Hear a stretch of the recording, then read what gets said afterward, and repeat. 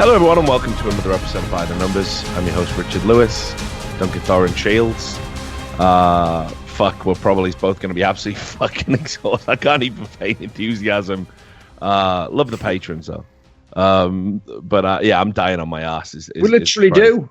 We do love the patrons. Think about this. I've just been away on the road for 3 whole weeks. Still did all my shows. So yeah, it's true. It's true. I remember when you were staying with me and you were still fucking, we can't go out tonight. Why? I've got to sit on Skype with Loco Doco. Exactly. Just got to do what I've got to do, isn't it? That's one thing I've always understood, Rich, that most of the people complain and do not, is that it's one thing if you have no path to success, right? You don't know how you're going to succeed, what you need to do. That's a tough spot to be in. But when you're in the spot where it's like you literally know what the cost is, and the cost is you have to give up 2 hours sleep here or do something at a certain time, well, then you pay the cost if you want it. Otherwise, don't complain. Yeah, it's true. It is true. It's better to be busy and successful than fucking... But I could be wrong there. By actually trying to succeed and do extraordinary things, Richard, I could be normalizing the idea that people should do these things. And in doing so, I'm actually hurting all the content creators sat on their fucking sweet ass playing Blackout right now. So why don't I help them out, right, Richard? Because I've always said this. You might be able to comment on this. Right.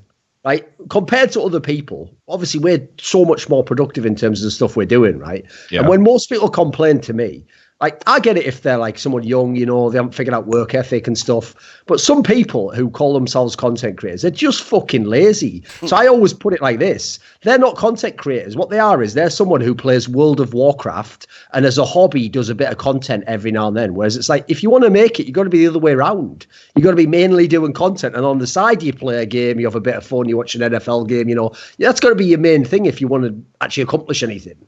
Yeah, and look, I see a lot of people kind of wear that label, right? And it's like, okay, well, you call yourself a content creator. I'll be able to go and look at all this content then, can't I? Because you create content, that's what you say you do. Where is it? where are they hiding it? It's like a fucking Easter egg hunt, Where is the fucking content, Matt Demmers? I understand in the old days when it was like you could only get a certain flat rate for the entire month, why people only did a few things, they did like the odd job, like news posts and stuff. And then they did maybe like, one written piece or one video every week or 2 weeks. That to them was a good rate. If you're now doing this as your full-time job, I don't know what rate you think we're all on, but you've got to fucking scale it up if you actually want to make any money or do something like meaningful in the long run. Bear in mind, you're not going to do like your best video is not going to be your 7th video ever, is it? Like, I told people think I'm joking. You can go on my YouTube. The actual counter says over 1,100 videos now. Like, that's not a joke. I'm sure there was a solid 200 of them probably weren't my best work. But keep in mind, you were even a fucking latecomer to YouTube. That's what's fucking wild about that. I mean, like, God knows how many fucking video interviews and other things were kind of lost in the annals of time where, SK Gaming don't have them anymore, or, all the articles that got lost, like that great review about energy drinks. All my fucking CGS dailies from 2007, where I was recording 3 little videos a day, right, for CGS, all gone. All my articles gone. I mean, I've got them on a hard drive, fortunately. But yeah, just, like this ties in, actually. I got a bit of good news for you. And then look, I'll plug the sponsor first before I fucking forget, because my brain's not working properly. So obviously, while these opinions are not brought to you by Rivalry.gg, but this podcast is, so make sure you go and support them. Go to Rivalry.gg/RLS, where you can use that code to earn up to $350 in VIP bonuses. And thanks very much for them to supporting the channel. Anyway, look, right. So I got told it's been a pretty good week for us in terms of just having the last laugh, because there was a couple of journalists that I use the term loosely, of course, that have, shit on us consistently, and they're on the fucking breadline now. They're back to poverty. Well, so what was that one, Obscurica or whatever? Yes. He got fired because he was that part seems of to be that. His way. It's happened again. It's almost as if if you actually create content of some value, you will find yourself getting fired a lot less. And of course, the one famously from Polygon, who said I had been given every story and every accolade I'd ever received on the basis I was a white male. and I'd never done a hard day's work in my life as a journalist. She was also let go from Polygon. So yeah, it's just such a shame, guys. It's almost as if it's like you say though, like to be fair, I can't really see what basis. Like here's the thing: if someone likes those people, they could be like, "Oh, shame they were fired." Were they doing sick work? I didn't see any of it. Never got to me. And I just skim the top stuff off the best of the community, So fair play. Yeah, I was going to say there is a skill, isn't there, to being able to rewrite a Reddit post under the guise of it being news. Like imagine being a journalist and never actually getting a story. It's mad, isn't it? I mean, it was unthinkable in my day. When I was like learning, when I was at university and stuff, the idea that you could like literally be a journalist without ever breaking a story. I mean, social media has changed that. It's obviously very hard to beat the community, beat tweets and stuff, but you can do like other reporting alongside it. The tweet can be the first breadcrumb and you follow the fucking trail the rest of the way. These people don't even do that. They just go, oh, look, there's a front page Reddit post. I will rewrite that for my publication, and then I'll wonder why no fucker clicks on it. Well, why would I click on your version? I've already seen the first version. I am a big fan, though, of the people who do that and then decide like journalist is this massive umbrella term. And like basically, remember, because they're all about the concept of equality in every area. They are instantly equal to anyone who's ever a journalist. So the second they've written that news post and they go, just filed my copy there, just as they put the save draft in the WordPress, the first thing they think is probably should just go have a look around the industry I'm in now.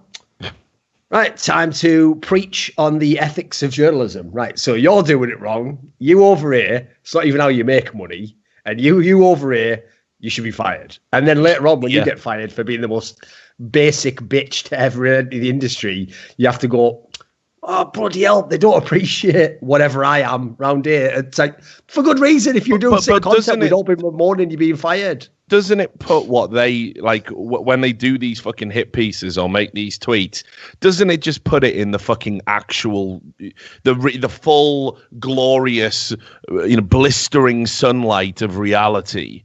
You're doing it because you think if you knock people like me and Duncan out, somehow your jobs are going to be, you're going to have longevity, you're going to have security, you're going to have more opportunities moving forward. But you're not. You don't produce good enough work to replace us. If you do, you will. It's that simple. It's a tale as old as time. But no, I mean, like, I don't even do reporting that much, but every time I do, it's of a consistently high standard because I wouldn't have it any other way. I never rewrite fucking stuff that's going on. Like even with that ASIO esports story I published recently, which we'll talk about that at the start of the show because it'll be funny. But I went out and interviewed like old players that like deleted their Twitter accounts and stuff. I still like tracked people down and got like, supporting evidence before I laid all the claims out. I didn't just rewrite what was on Twitter because what would be the fucking point? And it's like that penny has never dropped with these fuckers. They'd rather talk about now we're all fucking scumbags because of our imagined politics. And then, if they keep doing that, eventually a mob, which according to CNN, we're not allowed to use that word anymore, a mob will pressure us out of our employment, and then they'll be the ones that like take over and lead us into this glorious age. These motherfuckers can't even break a story with all of the fucking support of a publication of Polygon size. Grow up. You're a fucking joke. I'm done with that angle of like the whole world is like fucking radical leftists' ball and they're allowed to take it on whenever they want. So the second that you get a term that they don't like, no, you can't say that anymore. Oh, okay, we bad in words, are we? No, we aren't, you Nazi. Oh, sounds you're allowed to call me that then. Yeah, brilliant. These rules make a lot of sense. So I'm just saying, fuck that. If people, like, for example, I noticed one thing that people like that don't enjoy being called is that one that people have started using, which is you call them a social terrorist if they actually attack your job and your personality online. Yeah. That's absolutely apt use of the fucking metaphor. What a brilliant way to use it. Without wanting to just derail the whole fucking podcast, but honestly, I'd be happy to do it. Like, just have a fucking conversation because my brain is fucked. I think we're definitely hitting a tipping point.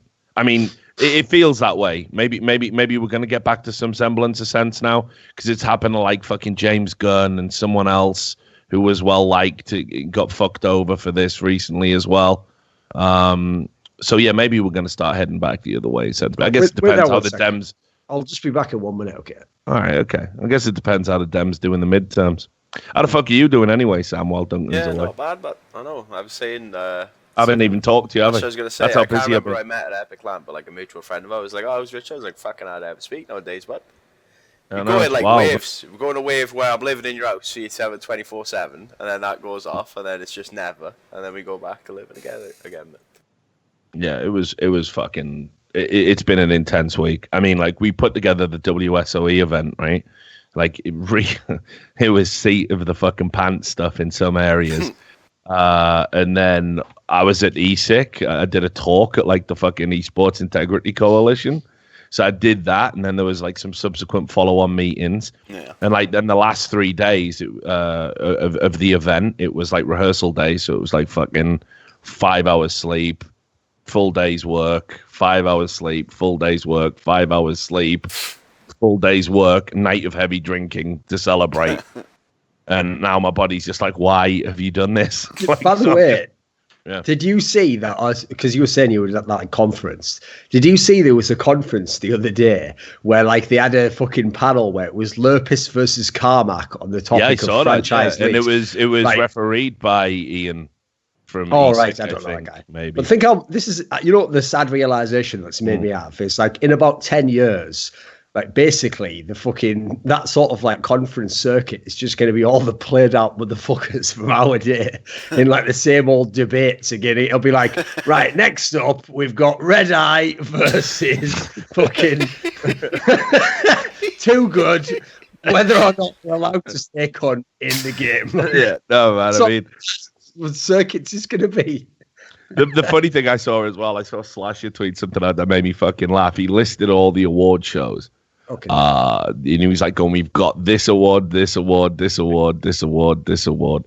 And I was just thinking, I wanted to reply, but I couldn't be bothered. None of them have ever nominated you. Yeah, exactly. And still not a fucking nomination in any fucking department for you. Like ever. This year for sports awards, they obviously wanted to fill out the quota. Yeah. Right. Anyway, let's start talking about Counter-Strike. I'll talk about that ASIO thing at the start. I said I would. We can probably edit all this out at the start if you want, Sam. I don't give a fuck. But yeah, the ASIO stuff. I don't know if you saw that report I did, but basically... The thing is, I know Bowie Snake, the guy who was like involved in it, so I know the basics of the story. Well, so basically, the reason I just wanted to kind of highlight it a little bit on the podcast isn't just because it was something that I wrote or something that I did. It was kind of like, I mean, when you think of ASIO, you might not think of them in terms of being a big esports team, right? Not having a big esports presence, but they are a pretty decent sized peripheral company. If I remember rightly as well, I think like, they used to have some sort of business ties with Zowie, or there was some friendship there between the two CEOs. This is a fairly reputable, company, and I have no idea how like some fucking 31-year-old CS burnout from fucking Oklahoma ends up being in charge of like their esports division, especially when it was very clear that he was trying to insert himself into every team that they had, despite being absolute dog shit. Like this guy Tryhard, right? The one who threatened to knock the player out. He has like achieved the worst kill to death ratio ever in Mountain Dew League history, and yet was getting upset about being replaced. And yet this is the guy who's in charge of all of this shit. Sounds like he's pocketed fucking prize money based on what players have said, and it's just like, I don't know, guys.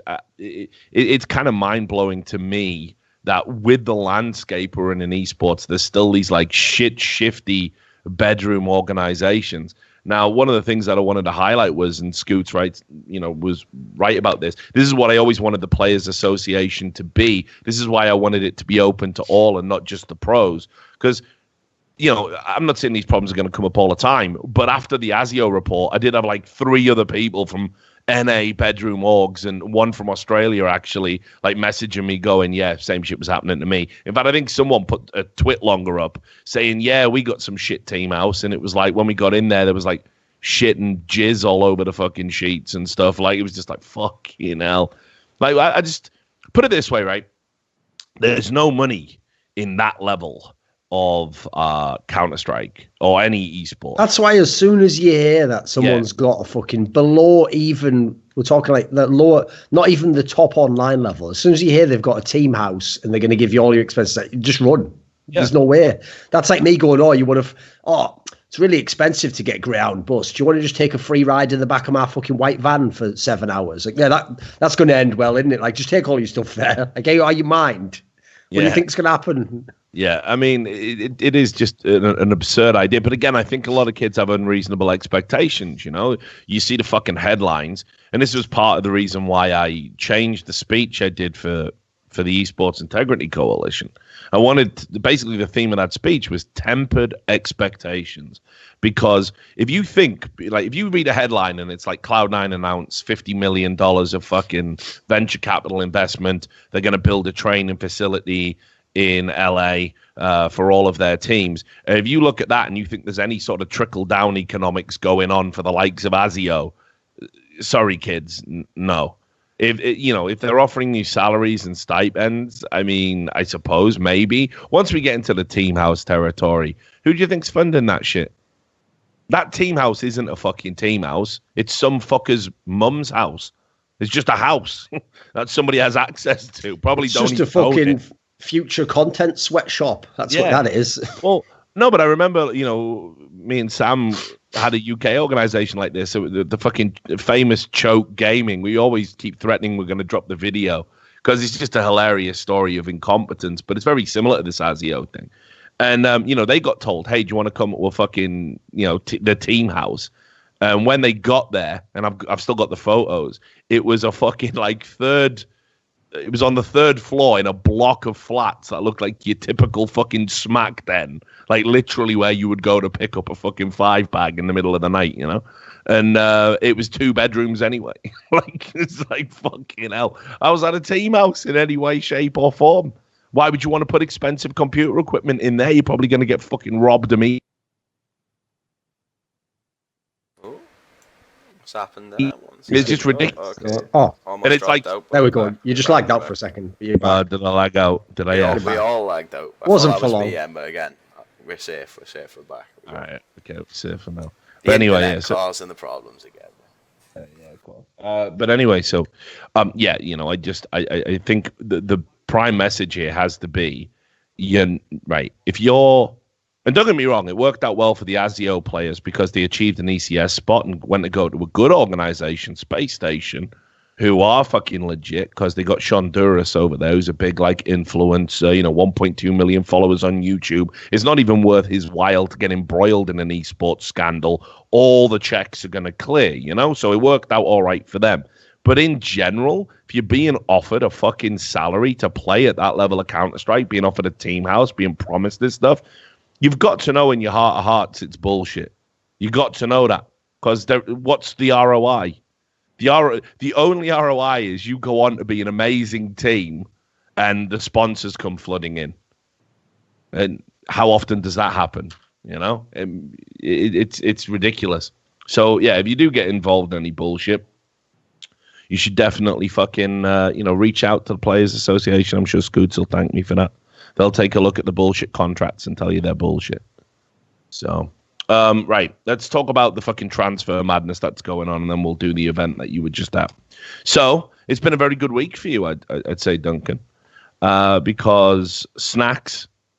A lot of the old hens have come home to roost, haven't they? Yeah, well, so, I'll also say I think it's been a very good week for fucking By the Numbers as a conceptual, podcast. Because, if you go back and you look at our reactions to Snacks being picked up, we weren't necessarily convinced that was the idea. I said I didn't think he could fit into the team. I didn't think how a former star player with a star player mentality could suddenly be slotted in for a fucking support player.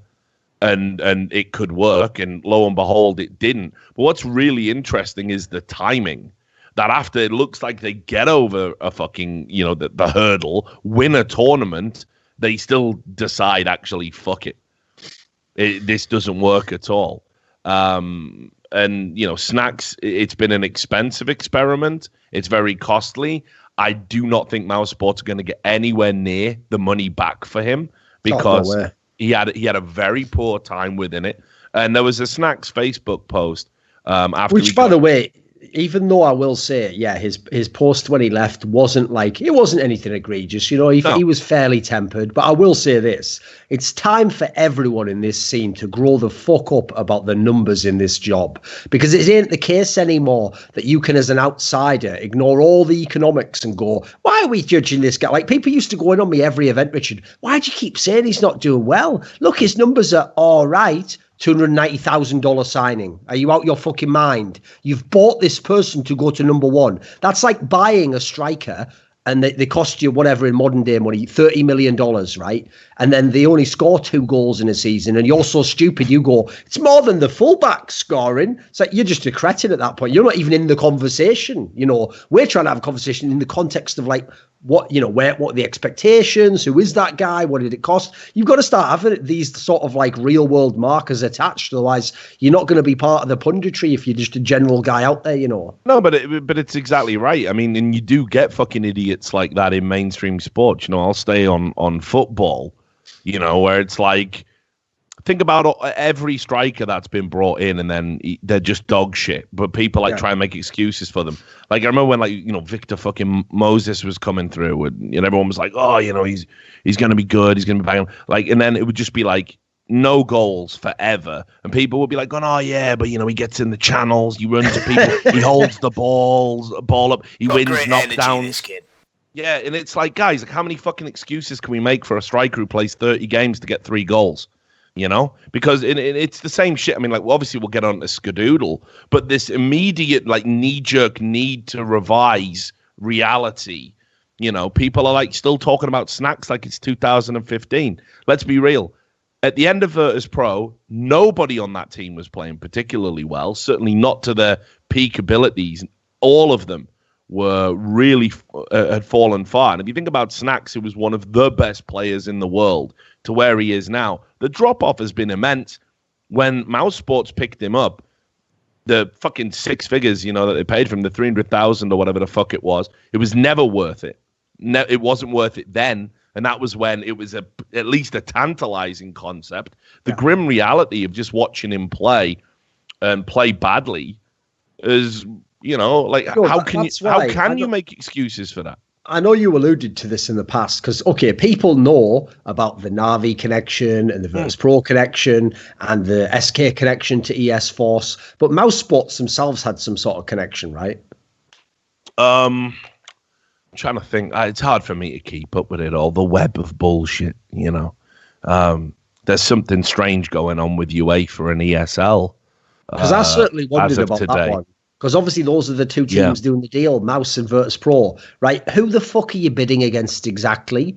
Excuse me, explain to me how that transfer could ever make real-world business sense. So you're bidding $290,000 for a washed-up motherfucker nobody else in the world wants. Who are you bidding against? It's like, whenever a deal like that happens, I always suspect something else is going on that's part of the deal we just don't get to find out about. I mean, it's a strange situation with Counter-Strike buyouts anyway, because you constantly get told that there's no, like, set amount. It's just the organization dictates a price. And it's like, I almost think it's a bit of malfeasance if you're Mouse Sports and Virtus Pro go, it's $300,000 for Snacks. I would literally be like, are you fucking joking? I would rather take a gamble on, like, there's probably about half a dozen players that I could get at half of that price. So it's a bit of a strange one. You're always right. I do feel that sometimes money changes hands in strange ways in esports, but that shouldn't surprise anybody. The bottom line is, whichever player in Mouse Sports said, let's do that deal, like, fuck your analytical abilities at this game. You are a joke, mate. What, you're just going off stuff from 2 years ago, are you? What, did you see something in FPL that told you this guy was going to be sick? Was it outrageous levels of goal to even come forwards with a proposition like that? Like, I get it if they'd come forwards, and I know they did try to do this, Richard, and they were trying to replace Stickle with Dennis last year, the one from NIP. They were trying to get NBK or Apex. These are moves that have an upside. I can see why you'd want to do these ones. So there you go. That's the connection. Thanks, DK. Just jogged my memory. There's a company called, I think it's 3sports.com. They're like a PR group. and the founder of Mouse Sports and the founder of SK Gaming run that company together. And obviously SK Gaming were or are ES Force, and ES Force obviously also. These things all connected, isn't it? Yeah. But I mean, look, if you look at top tier Counter-Strike, it is like it's a web of nonsense. But anyway, look back to Snacks. The Facebook post he put out, I'm sick and tired of this as well. Players like saying, we changed the style of how to play. I mean, keep in mind, if you even look at his Facebook post and the timeline of it, he says, we changed the style to play. Yeah, you changed it to a winning style.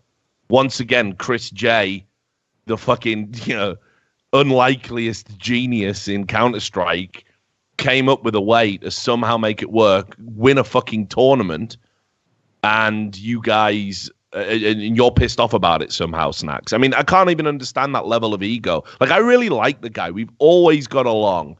But I've got to say, like, the lack of self-awareness when you make a post like that and say, I didn't like the style. It was making me demotivated. Like, there are 4 other fucking players on that team, Like, there are fucking fans of that organization. There's management in place. There's sponsors. Like, it's not just about you getting the prime positions all the time. And I wish a lot of Counter-Strike players would grow up. It's fine to have a star player mentality when you're Simple, when you're Nico. And if you put your foot down, or coldzera, and you put your foot down and you say, look, I get what the fuck I want, right? In the lineup. It's that simple because I'm the one who's going to carry us. That ain't Snacks. That hasn't been Snacks forever. You should be grateful that they're keeping you in the team and working around your limitations, and you get to lift a trophy at the end of it. Does that not fucking mean anything? What's outrageous, Rich, is, like, this is why, actually, on our show, we can say that we take a win on this one. You have to realize, in Snacks' mind, I can never win on this. Like, I'm never allowed, like, even when he plays dog shit, wasn't his fault. It was everyone else in the team. Even when he doesn't actually do very well. Maybe they never gave me the sort of roles. It's like there's always an excuse. And as you say here, if you want to be a star player, there's 2 aspects to that. One, you got to produce. That's what a star player is. Star players don't play shit, man. That's the whole point of why they're star players. And secondly, because you produce, now you can make these demands because basically you're taking a responsibility on. You're doing something good for the team. You're saying, listen, the reason why if you called Zera, give me the game the way I want it, is because I'll carry the fucking game. If I then ask that, like, set everything up the way I want it, right? Give me all the passes, and then I don't score any goals in the football metaphor. Well, then I have to then go, fuck, my bad. You go back to the way you were doing it. Like, I can't then go, we'll do it again. Fucking run it again. It's like, come on, man, get your ego in check. Yeah, and it's just so ridiculously self-absorbed. And again, this is why I think, we get a lot of criticism, for not knowing what we're talking about. This whole fucking episode, like, we were unbelievably prescient about. We didn't like the move. We didn't think it would work. We thought it had limitations. And we said Snacks wouldn't keep his ego in check and be a support player and do what was needed for the benefit of the team. And, like, every chapter of that particular fucking novella has come to be, scarily accurate. I saw that that company that, like, Lopez is involved with, 16-0, the stats company, did a bunch of tweets. And by the way, whoever did those tweets, like, if you ever want to have, like, a website and a presence, like, you do realize those tweets were an article. You just were too lazy to write it into an article, because he did sort of like 4 or 5 tweets where what he did is he just find some stats that he compared between Sticko and Snacks. Ones that, like, didn't directly tell you something, but, there was an implication there, like what level of flash usage they had. And I think the only area that it improved in when they had Snacks was something like, I think he got slightly more flash assists or something. Whereas, like, the one of the areas that I thought was very telling that people didn't notice was basically since Snacks joined and Sticko left, like, Sonny had to, like, throw more grenades or something. Now, Sonny is literally the best player in that team at the moment, and he's having to take more of that on board because you just don't do the simple things that everyone thought that arsehole from Slovakia or something. Oh, what a cretchin. He's so shit, isn't he? Yeah, it turns out he was actually doing something that you needed to help you to potentially win the game. Who knew, right? Well, and then that was the other thing as well. Like, we were getting fucking absolutely railed for standing up for Sticko because people were pointing to the stats, and it's like, the reality is, there are some, like, the stats in Counter-Strike still, I can't believe I'm still saying this as well. Like, when we're talking about fucking old things that have been banging on about for years, the stats in Counter-Strike are fucking bullshit. They are so fucking bad still. This is why I always get wrecked. People think to this day, right, because still nobody knows the original stories of why these things are. People think I rag on stats just to hate on HLTV.org. Right? No, I rag on the stats, right? Because they've become a false fucking religion that everyone follows. And yet, just like all religion, you carve a little space in your fucking brain for the area of the religion you don't believe in because it's what you wanted to do anyway. So if you don't like the person, then no amount of stats can help. Simple, when he was an arsehole. And if you do like the person, they can have 0.56 FPI every fucking tournament, and you'll find a way to try and make it like Skadoodle was the one doing all the stuff Stickhole was doing that we're talking about now. You'll make up any lie to fit the stats. So it's become a false religion, Rich. I don't mind if it's sort of like a signpost. It's like the weather, and you go, oh, what does this imply that this has happened? And you try and theory craft. That's one thing. That's fun. That's a good way to use them. When they become like, if this number, as what obviously happened with the MVP awards back in the day, if this number's higher than this one, he's the MVP. It's like it's a subjective thing that an expert would decide. Like, why would a number ever be able to tell me? Why don't we just replace ourselves entirely with a fucking AI neural network by that logic? And again, we're back to the fucking world of just protracted mental illness. At no point did I say that Snacks' stats were shit, so he is shit. I said Snacks had underperformed statistically, but was shit in this team, and it didn't work. That's for a player that cost $290,000. His stats were arguably shit. But it's all right. Just make up, right? What everyone does when they watch this podcast is they just project what they want to be angry about onto it. So just make it the fuck up. Maybe I won't do it next time. All you need to know is this. We'll just do a blank stream for 2 hours, and you can pretend we said all the wacky noodle doodle shit in your fucking brain, and then you can make Reddit threads about it. I think this was just before it was announced he was cut. But I actually did a post where all I did was I removed the player names and the team, so you can't see who it is. You can obviously figure out by the events they went to. And I just put the stats of Snacks during his time with Mouse Sports and Taco during the same time period with Team Liquid. And they're not very different, by the way. The fragging's almost the same. Yeah. Like there's maybe one event where like Taco does worse. Now, the point I'm doing there is Taco is inarguably a fairly bad individual player. You watch him play, he's lined up for some kills he doesn't always get, but crucially, he does all the intangible stuff. So my point there was, that's why Snacks is like you can almost use stats actually to show that he's not that good. He doesn't have that much showing in terms of on the page, and then we know he's not doing the extra stuff that is actually the one aspect of that particular type of a role that we know those guys do add in. With other roles, it's harder to speculate what the intangibles are. That one's is pretty obvious. Well, this is the thing, though. Why the fuck are they intangible? This is the thing that pisses me off. There should be no fucking intangibles in a fucking digital game where everything's measured. Like, I should be able to, at the end of every match, before I judge a player, I should know how many times did they have their primary weapon in their hand. Like, how many rounds and how many kills did they get with it and how many times did they convert.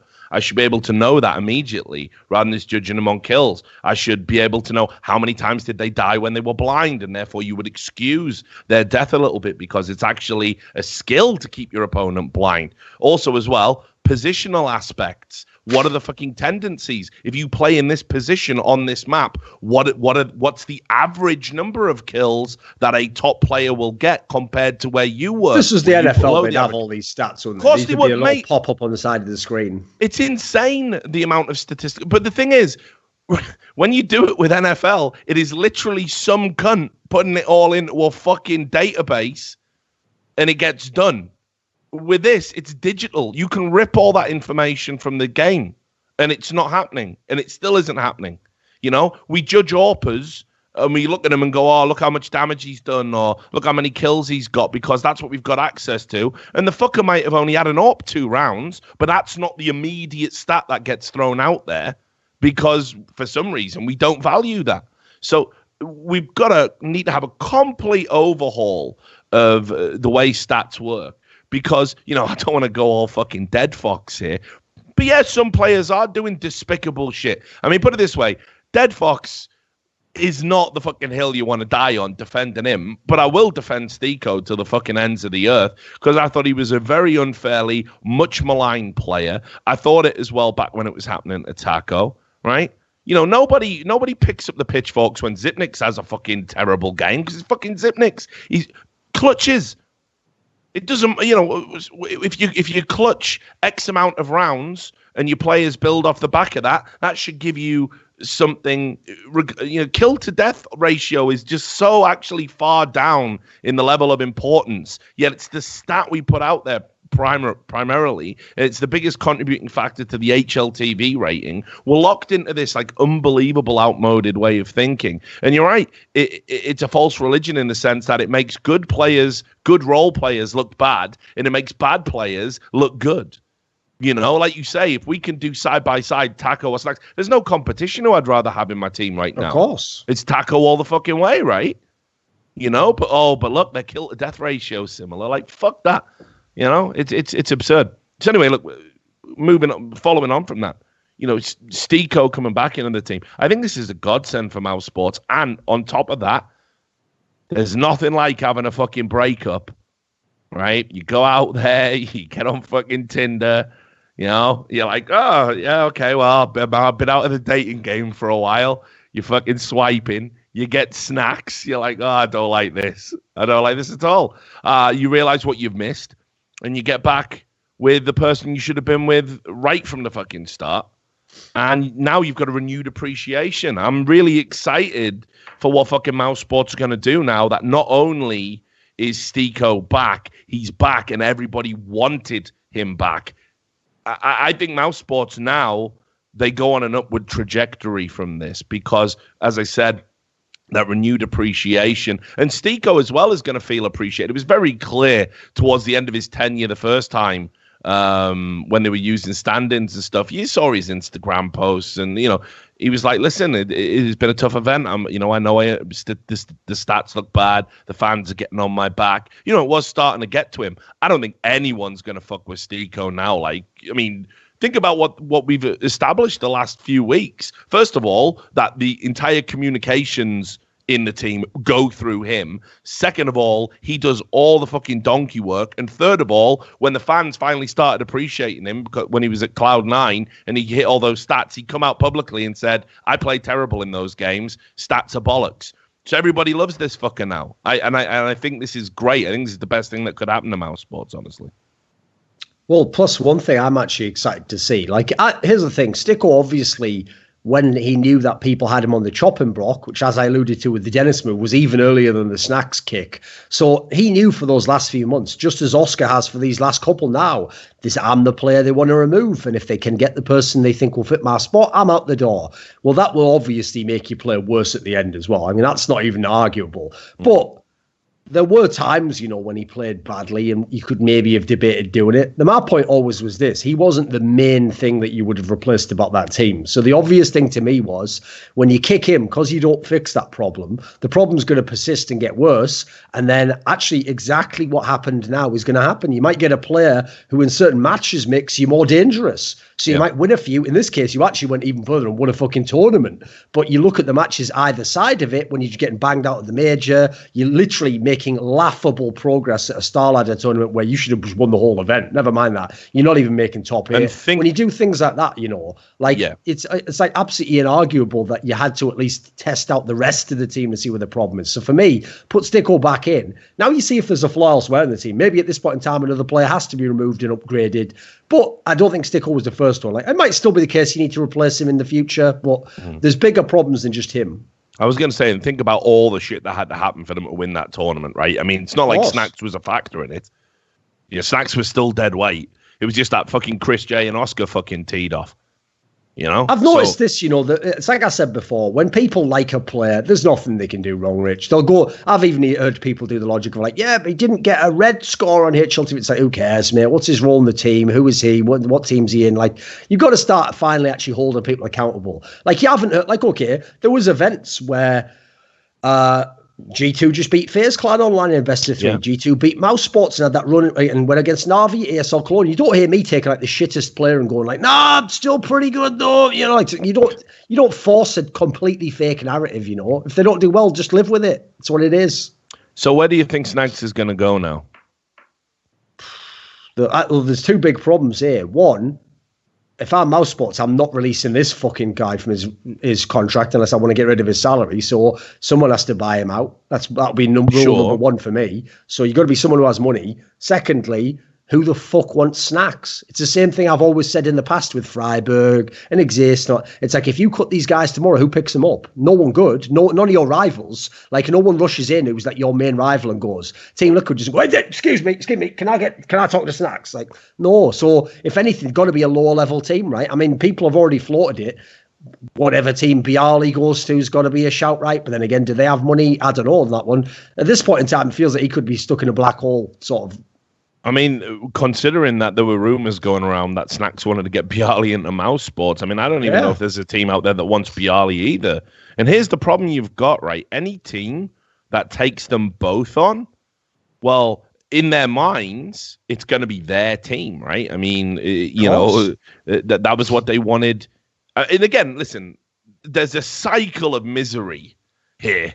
You know, like the way that the older guys at VP treated them, right, has led them to now want to be in control of their own destinies away from guys like that. It's some sort of fucked up Borstal school type scenario. Yeah, exactly. I'm the fucking daddy now. Yeah, exactly. And that's what they want to do. But again, you're right. I can't see a top tier team wanting to take on that risk and liability, risk pissing off three of the players, probably the three players that would be dependent on getting you back into tournaments like major qualifiers, majors, depending on who it is. You know, it would be catastrophic. So, did he end up with a team like fucking AGO or something? You know, I don't know, man. I don't know. That's going to be a possibility, because that's the other angle you got to take just from knowing esports industry long enough. Yep. The prime person, just like these Mouse Sports players themselves in getting Snacks in, who's liable to get tricked by the idea Snacks is a good pickup, is a bunch of young Polish players who never quite made it to Snacks' level and still think he's a legendary player and will be the talisman that'll take them to the promised land. Because, by the way, this is one of the saddest things about the Mouse Sports end of the move.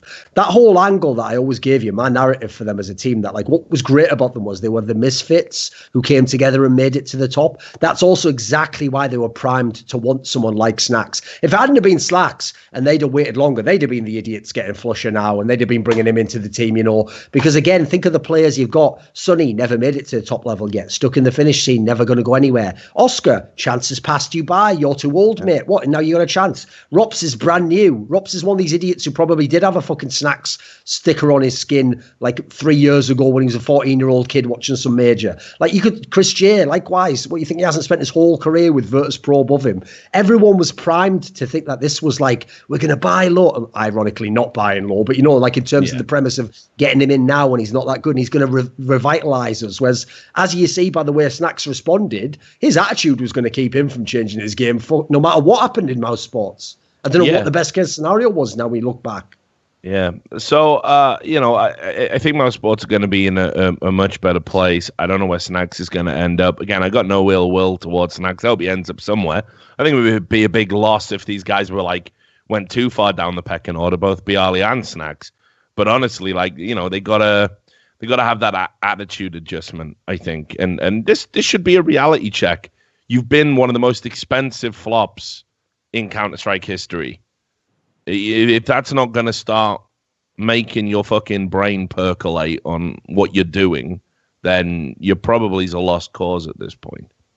So another reason that it was good for by the numbers, we also said if Fnatic want to get serious, they need to go out there and they need to pick up a couple of Swedes.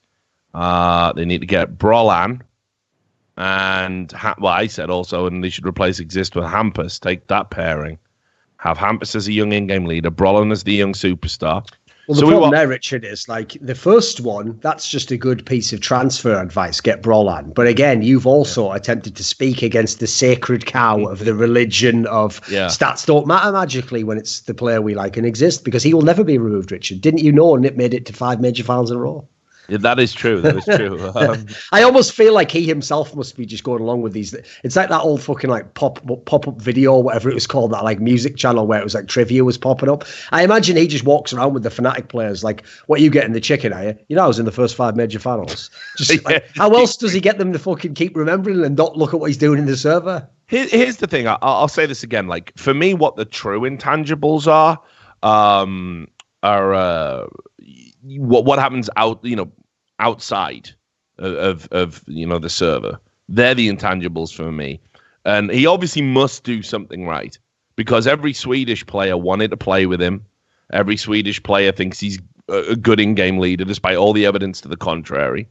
So, I mean, he must do something that we do not see.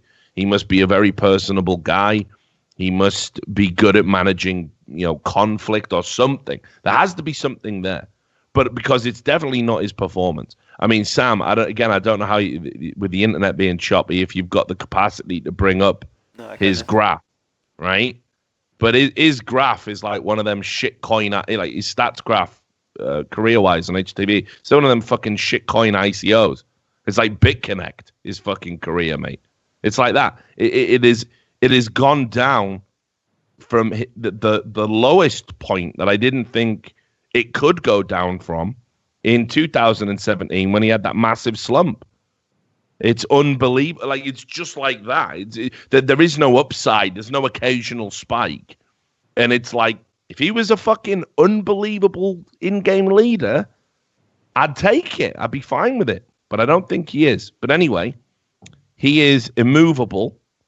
And Brollan gets his chance to play alongside him, which I'm sure he's very happy about. Now, I will say, I think Fnatic looks in better shape overall now, with Twist coming in. And obviously, they add Brollan to that. So, you JW, your Crims, your Twist, your Brollan. I'm going to be cautiously optimistic about this one. I hope Brollan hits the ground running. He's very young. It's a big step up for him. I wouldn't be surprised if he was a little bit intimidated by it all. Because, again, playing with like the likes of Crims and fucking JW exist. He probably couldn't even fucking dream that he'd be doing that at this stage in his career. But what do you make of this new Fnatic lineup? I mean, are they actually improved now?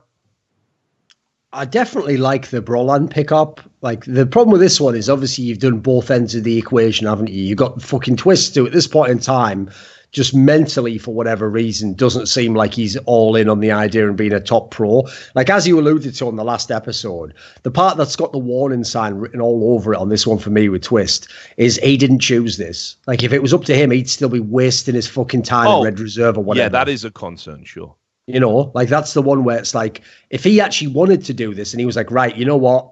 I had my years playing with friends and all that sort of thing. I want to go all the way to the top now and make it like I started 4 years ago. Yeah, that'd be a cool story, but I'm not necessarily bought into the idea he actually's all in on that. So that one I'm not as all in on. The Brollan one's good because the thing I like about this move is it's just an inevitability. So let's say you give him a try now and he doesn't make it at the moment. Like, he has big issues or he can't perform at the elite level. Well, eventually he's probably going to be a top player. It seems like that's a trajectory. So whatever, either in a year it's great or you'll have a sense of where he's going to be in a year or two. There's a lot of different ways you can handle this as the all. Obviously, if he ends up being good, you have literally struck fucking gold. And it's like, I know this is one of the reasons they must have been thinking about it. It's like getting Reckless in League of Legends all over again. This is somewhere you can make 3 or 4 lineups around them going forwards. This is one of the reasons why I think a lot of teams, until the big money era, did a really bad job actually like talking to their players. Because the number of players now, the Cloud9 ones are my favorite example. Right? I know Jack generally does a very good job like having a personal relationship with people, getting advice from them. But it's like, I'm sorry, mate, as good as you are at business, how did you ever let some of those people walk out the door when you've just won a world championship? Like, if I'm you, I'm all in on the idea with them of like, listen, trust the process. Like, if you stay here, I'm going to build my teams around you. I'm going to give you a top salary forever. You're going to become a legend in this org. And even if we have like 3 months where it's not working out, don't worry. You stick around for those 3 months and I'll get you the big name European player after that. I'll get you the player out of NRG that you want. If you go that route, that's the way, in my opinion, you're going to get like the long-term championships. Because at the moment, this approach of like, I call the current approach just musical chairs. What you do is you wait until there's a big team coming up. Can we get them? And you just 3 or 4 orgs just do a mad like fucking bidding war behind the scenes and hope they can nip in under the line of when some contracts end or they need to sign them. And if you do, you can be like SK Gaming, where you go from nothing with that Danish team that was like, the fucking 13th best in the world to literally number 1 because you got the Brazilians, and then back to nothing again. You're absolutely nothing again. Yeah. It means not right. That can't be a sustainable future for anyone. It's just not a good way to run your business. So for me, if you bring in Brolin now and he shows any signs that are positive for the future, like he's actually going to keep growing, he's so young. This could be the guy who plays for you for 10 years. Like, it could really be the case. Yeah, and look, I've said this before, and I'm always loath to fucking say the name on the podcast, so I guess we can timestamp this and take it out of the YouTube video, but it's a point that bears repeating. Also, that does mean you can use the new fucking timestamp emotes that I put in. Sam, did you see them? Yeah, I did see there. It is. Look at that. Right, what we need everyone to do is, I don't follow Twitch chat. You're all fucking half-wits as far as I'm concerned, using teletext. You're all using a virtual teletext of the future that's got MIRC built into it, you daft cunts. But anyway, what you can use that emote for is, anytime you think we've said anything outrageous and over the line, just spam timestamp that, and then you can all go, maybe he'll actually timestamp that. That we won't, because no one's reading it, you absolute cretin. Anyway, seeing you're like some little cunt in silent running at the end of the universe trying to communicate. Anyone out there, please? Thanks for subscribing. Stacked all the references. There we go. There you go. Thanks, David. Don't forget to use your Twitch Primes if you have them going. Make sure you use them for us. Yeah. Get those Twitch Primes in if you're half-wits. Give them a ninja, you little cunts. Give them to us. We grinded in this industry and we respect women.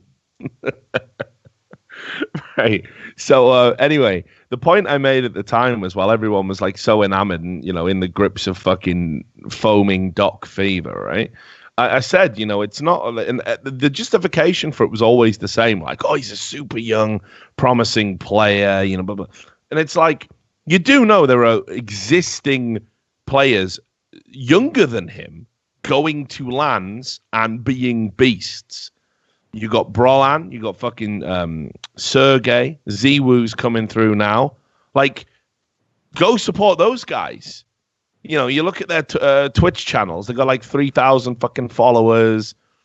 That no one's following them on Twitter. You never see any threads about them. You never see any of the highlights. It's like, why would you not fucking support these kids? Why has it got to be the fucking... Oh, right, that's why. You're just more interested in the whole underdog story you've created in your fucking mind. I get it. It's more about that. It's not actually about supporting young talent at all. Because if it was, you would support the actual young fucking talent that we've got in teams going to LANs right now. No, right? It's an episode. I've always told you, it's an episode of fucking Britain's Got Talent, and they want to find the most AIDS riddled cunt ever who's like, I just want to make, I just need a chance, please. And then they're like, wheel him out, set him up, and put his vocoder in. And welcome to the night. Oh, his story is so good. I just want him to make it stuck and gone. Why is he smoked his voice cut? He's got the neck tube. Classic neck tube.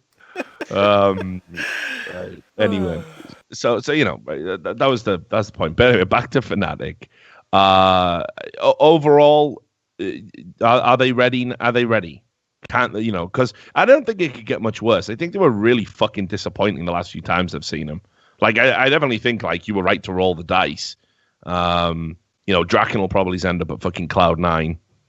But yeah, I mean, are we feeling good? Like, is this at least an improvement for Fnatic overall? I think so, because first of all, it's a step in the right direction. Like, that's already a positive. It's like I actually pointed out, this is one that I called a while ago, which is that even though NiP had yet to do anything special, I looked at their lineup and I was like, right, amazingly, the dynamics shifted in Swedish Counter-Strike. NiP is now the team that's actively upward mobile, willing to change players, pick up young players, and no longer hangs on to the old ones. Fnatic's the one that's gathered all the old ones, is recycling them all, and seemingly refuses to make any sort of like actual forward momentum. So, as you see, NiP definitely did go up after that. Fnatic stayed the same or went down, and so I don't know if this lineup itself is going to be some world beater in Counter-Strike. It looks a bit eclectic, but I think just starting to clear out some of the dead wood, starting to bring in new talent is definitely a massive positive, because one of the big problems is, like, I don't blame people like Exist, like JW, for being a bit set in their ways. Yeah. Even at times when you didn't think they were that good, they have found success. They have unexpectedly been able to win massive tournaments. So unfortunately to them, if this is the movie, that's them like, I did it one more time and they said I couldn't, like, I get it why they have that. The problem is, you notice they are getting a bit further and fewer between when these big championships come. Now you go a whole year without doing anything. You have one big. It's like at that point in time, even they've got to realize they've got to update their blueprint, as it were. You can't just keep doing the old things, and you definitely can't just keep having the same players in the lineup. Like that's just a formula for madness. You can't just keep running the same 3 guys for like 10 years and think you're going to keep winning championships on year 8 or whatever it is. It's just not a plausible kind of like approach to Counter-Strike, I think. So, talking about clearing out Deadwood, it's over. It's over. It's over, isn't it? You know what I'm talking about. Skadoodle has stepped down. I told you this, Richard. The only way. It's like I said, I was right. The only way he would ever be removed is to remove himself. That's it. That's how utterly mad this approach was. Now, sadly, I know in like Jack's mind, he'll just justify it. It's like, but I won a major. It's like, mate, what about the majors you didn't win because you had this guy there still for the last 2 years? Like, you can't argue with people like that, sadly. So I think it's outrageous that it's taken this for him to leave. Yeah, I mean, look. So these are my thoughts on it. I mean, it's an old topic that we've talked about to death on the podcast. But again, it's been a great week for us because I think it was like just in the last episode we were like, the motherfucker's got to step down. It's the only way the team can go forward, and it just comes down to this. Again, it's not about stats per se. All right. Although he has been on a downward trajectory very quite clearly since 2015. It's about like the fact that this concept of the support AWPer is so dumb. It's so outrageously stupid that it's mind-boggling that it was ever floated as an excuse for his shortcomings. But I mean, the stats back it up. I looked at it. He really was doing that shit. He really was throwing the fucking flashbangs and you got a fucking AWP, motherfucker. What is this shit? Like you're an AWPer, like you can't, I don't know if people who have, like me, followed Counter-Strike a little bit down the years realize how important that fucking gun is. How the role in that team, it is madness. It's like, they always talk about the insanity of the goalkeeper in football. Again, so fuck it, we may as well keep using football analogies for the rest of the podcast. A goalkeeper can make 20 brilliant saves in a fucking game. But if he has one howler and lets it through his fucking legs and you lose, that's all anyone's going to talk about.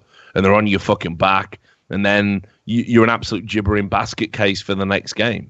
Because like obviously now, one more mistake and you could be out the team. AWPers live in that world. That's why world-class AWPers who have fucking dominated the craft and been in top teams for years at a time, guys like fucking Guardian, are gods. They are gods among men. Sure. Even in their worst seasons, even in their worst years, the fact that they are still consistently good enough to be on a top team and consistently produce with that gun. One bad game from your AWPer, you lose. Or one game where he only gets it a limited amount. You're really up against it. When it's in his hands, he's got to deliver all those kills. If you can't do it on the round you've got the gun, it's unfair because obviously everyone's letting you down. There's an economy aspect. You've got to have it. But if you can't get it done when you've got it, you're going to get a lot of criticism. I mean, again, think about Draken, who we were just talking about there. Benched, we know he's got consistency problems. It's not that he's a bad player. His ceiling is pretty good. It's just that he only gets there now and then. And it's not good enough at the top level of Counter-Strike. So this concept of having a guy who fills that role running around and instead of holding angles with the gun, holding flashbangs and getting fucking his head lit off is just fucking so insane to me that they thought that was like a viable strategy. And it's not a viable strategy. And I think most pros know it's not a viable strategy. And it was a strategy that they came up with just to keep him in the team. And it's madness. You would literally think at this point in time that the next reveal is just that Skadoodle is some sort of fucking love child of Jack Etienne. Like there's almost no other explanation as to why he's still in the fucking team, is it? It's like he's just coming in, right? Do I have to kick him? And then they're going, well, yeah, obviously he can't be a star player anymore. Support AWPer. What about that? Is that a thing? It's not a thing. Support, AWPer has to be the best player. Make it a thing. Fucking hell. All right. Better hand then. Right. It's like I used to go to five-a-side football, right? And then every now and then you'll have a week where you can't make up the numbers. So rather than just have 9 people come and have a shit game because one team has 5 and the other team has 4, people start getting mad desperate to get that extra player so you can have the semblance of a game. Yeah. And sometimes someone would bring along their brother who couldn't see out of one of his eyes. So you have to understand. Blinky. Was it always one-eyed Bill? Yeah. So here's the thing that would tilt me, right? Is I don't mind if he comes and plays and you just load the teams up. So, you put more good players on his team and then it makes an even game. No. What do you think, because of the way society everyone wanted to do? Nah, let's have even teams, but just don't tackle him that hard, will you? So you have to have time. You have to let him go around. You're like, oh, he done me. He's fucking megged me. As long as cunt could ever get you. Time. If the game's on the line, I don't give a fuck. I body that cunt. I take it straight off him and I go up the other end. So, but everyone else was going, oh, come on, be nice. We had one. We had a guy exactly like that, right? Like whenever we were short on numbers, this is when I was in Birmingham. And we used to play over in, I can't remember the fuck it was, not important. But, they had the big outdoor fucking pitches. It was a bit more serious than just kicking 5-a-side around indoors or whatever, It was like 7-a-side pitches. And obviously the numbers would get short, especially when it was fucking cold out, in the middle of winter. And we had like this pool of fucking just terrible players who they would call us up and go, oh, is it football tonight? And we'd be like, nah, it's not on, mate. And it would be. You never wanted them there, But we had this one kid. I can't fucking remember his actual real name, right? But we just used to call him. We just used to call him the smoking baby, right? Have you seen them babies, like the dolls that you put a cigarette in and they automatically smoke it down to the filter, right? And it's like some novelty item, right? He looked exactly like one of them. It was unreal. And the worst part was, right, while he was playing, he would just be smoking. He would just stand at the back. He made a aesthetic as well. He's fucking. Yeah, like just stand there with his spread out, like massive gut hanging out, like you big chubby kid. You know what I mean? Like fucking tracky bottoms on. I'm in goal. Like it was unreal, and obviously, like we had to try. Oh, thanks for coming and making up the numbers. Real appreciate it. He's like, yeah, I fucking love football, me. And we had to fucking basically draft our teams around who was gonna get smoking baby, and we fucking so it was a nightmare. So yeah, I'm fully aware. Basically, Skadoodle is the smoking baby at Cloud9 is what I'm saying. Yeah, it's outrageous, isn't it? Because in this scenario, it's like, here's another thing that tilts me, okay? So another narrative about Skadoodle, people always loved to tell you, is that he's not like JDM. He's one of those AWPers that can play with a rifle as well. Why isn't he playing with a rifle then, you fucking daft cunt? How can people even say a complete... what they think is like a piece of philosophy or a principle of the game, and then just violate it themselves? It's like, if he could actually use a rifle, well, then now he has no logical reason to have the AWP all the time. I get it if he can only use it, and that's how you're keeping him in the team. Beyond that, I just can't handle the idea that if this guy had chosen that he wanted to keep playing, unless this is some sort of like clever move from Cloud9 where they're like, do us a favour and step down. As long as it's not that, I can't handle like this guy could have kept ruining the team for another year. I mean, so... because you like him as a person. I don't get it. I just don't get it at all. Yeah, I mean, like, listen, I thought the response as well was good. I think Cloud9 gave him a good send-off. I think it's deserved. I think he did, it would have been loads better if he'd gone out after the major like he should have done. Whatever. It didn't linger on, as bad as it could have been, I guess. But eventually... people are gonna just remember like he did retire after the major. They're just gonna rewrite it in their brain. So whatever. So a pretty good outpouring of support was warranted, and thanks for the memories. Been a great servant to Cloud9. What I'm pissed off about, and I just linked you a thread, Sam.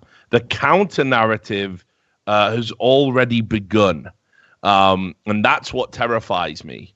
There's a comment on Reddit, right, from a guy called Chris. The counter narrative going to be that he was really good the whole time or something. Check it out, right? Chris Alleran. I mean, I'm even going to call this dude out, right? Because he's got Cloud9 flair to begin with, right? So it's like, okay, you call Chris Alleran, you've got Cloud9 flair, you're on Reddit. And in the thread, right, and the thread is called Skadoodle racked up 14,827 kills with a 1.15 kill to death ratio across 865 maps while playing for Cloud9, which all sounds pretty good, right? But again, remember what we were just saying about stats can be deceptive. And then this is on the day he retired, this thread goes to the front page. And Chris Allorant goes, in my opinion, he got too much shit. He's such a good all-round player. He could AWP, rifle, and even support. You'll be missed. And then somebody with a brain called Mannyman34 has replied, and the false narrative begins. In 6 months, I can't wait for people to say he would be perfect on Cloud9 again. And that is where we're headed, isn't it? That's where we're headed, guys. Yeah, that is literally where we're headed. This is a player on a downward trajectory. This is a player whose role doesn't even exist. This is a player who's been ineffective apart from that great fucking series, in the major final where we finally saw 2015 Skadoodle again, a rare sighting. He's been so inconsistent. I don't know what people have been watching. I mean, there's a Cloud9. It makes me wonder if there is some form of mass psychosis when you start supporting Cloud9. A little bit. Remember, the brilliant run of the summer when he was a really sick player was over 3 years ago. 3 years, half of the history of CSGO has been and gone since this guy was a really good player. I'm sorry, I'm not even on board with the idea of he had a great career at the end and thanks for your service. No, I'm not on board with that. This is a guy who took a year or so of really good playing Cloud9 and soured it by 2 or more years of shit to below average level player, using the most expensive gun in the game, constantly draining your economy, and basically you won a major largely not due to him because he only did all that in the final. You had to get past all these sick teams before he could even do anything. So and if you remember, you can't take that out of the equation. It all counts. It all counts. If you remember when Cloud9 lost the first 2 games, he was a non-factor. I mean, it wasn't like he was consistently good all throughout that major. Like you say, he saved the best, but when it was needed, brilliant. But even in that fight, I mean, we all saw Stewie as well, kicking off. Yeah, over a lack of communication in the most important game of your careers. And that's another thing, again, talking about intangibles. I'm going to go with Stewie 2K, somebody I respect immensely and think is one of the best things to come out of NA ever. Right, I'm going to go with his assessment of his teammates on this one. I'm not saying Stewie is always right, because he isn't. But, yeah, I'm going to say that probably Skadoodle doesn't. I mean, I'd never even heard his voice until that interview on the stage, I don't think. I'm going to say maybe in games he's a little bit quiet. And that's not good in a game that's all about communication. Again, bring it back to the Stico thing. As soon as he dies, he starts telling everybody, right, this is what we need. It's it's just absurd that it took this long. But it's good news for Cloud9. It's a step in the right direction. We've been saying it needs to happen for ages. We said just on the last podcast, if they get rid of Scar and they bring in a fucking, good solid AWPer that Golden can work with, get this fresh start, this new identity, it's going to give a lift to the 2 Americans on the team. And who knows where it's going to go from there. But with Cloud9, I never even know if it's going to be a permanent benching. Because like I say, I think Jack has a tendency. He's a ruthless fucker when he needs to be, but he has a tendency to get sentimental with players, mate. And it's no, I think it's a problem, mate. I genuinely feel as though he's a good example of someone who's so good at the business. It's just delegate, mate. Have a general manager. If they're shit at it, you fire them. If they're not, let them make the decisions. Because you've got one area nailed. But it's I'll just say it like this. You're using the fact you're so good at business as a crutch to let you make basically ill-informed, sentimental decisions with your players.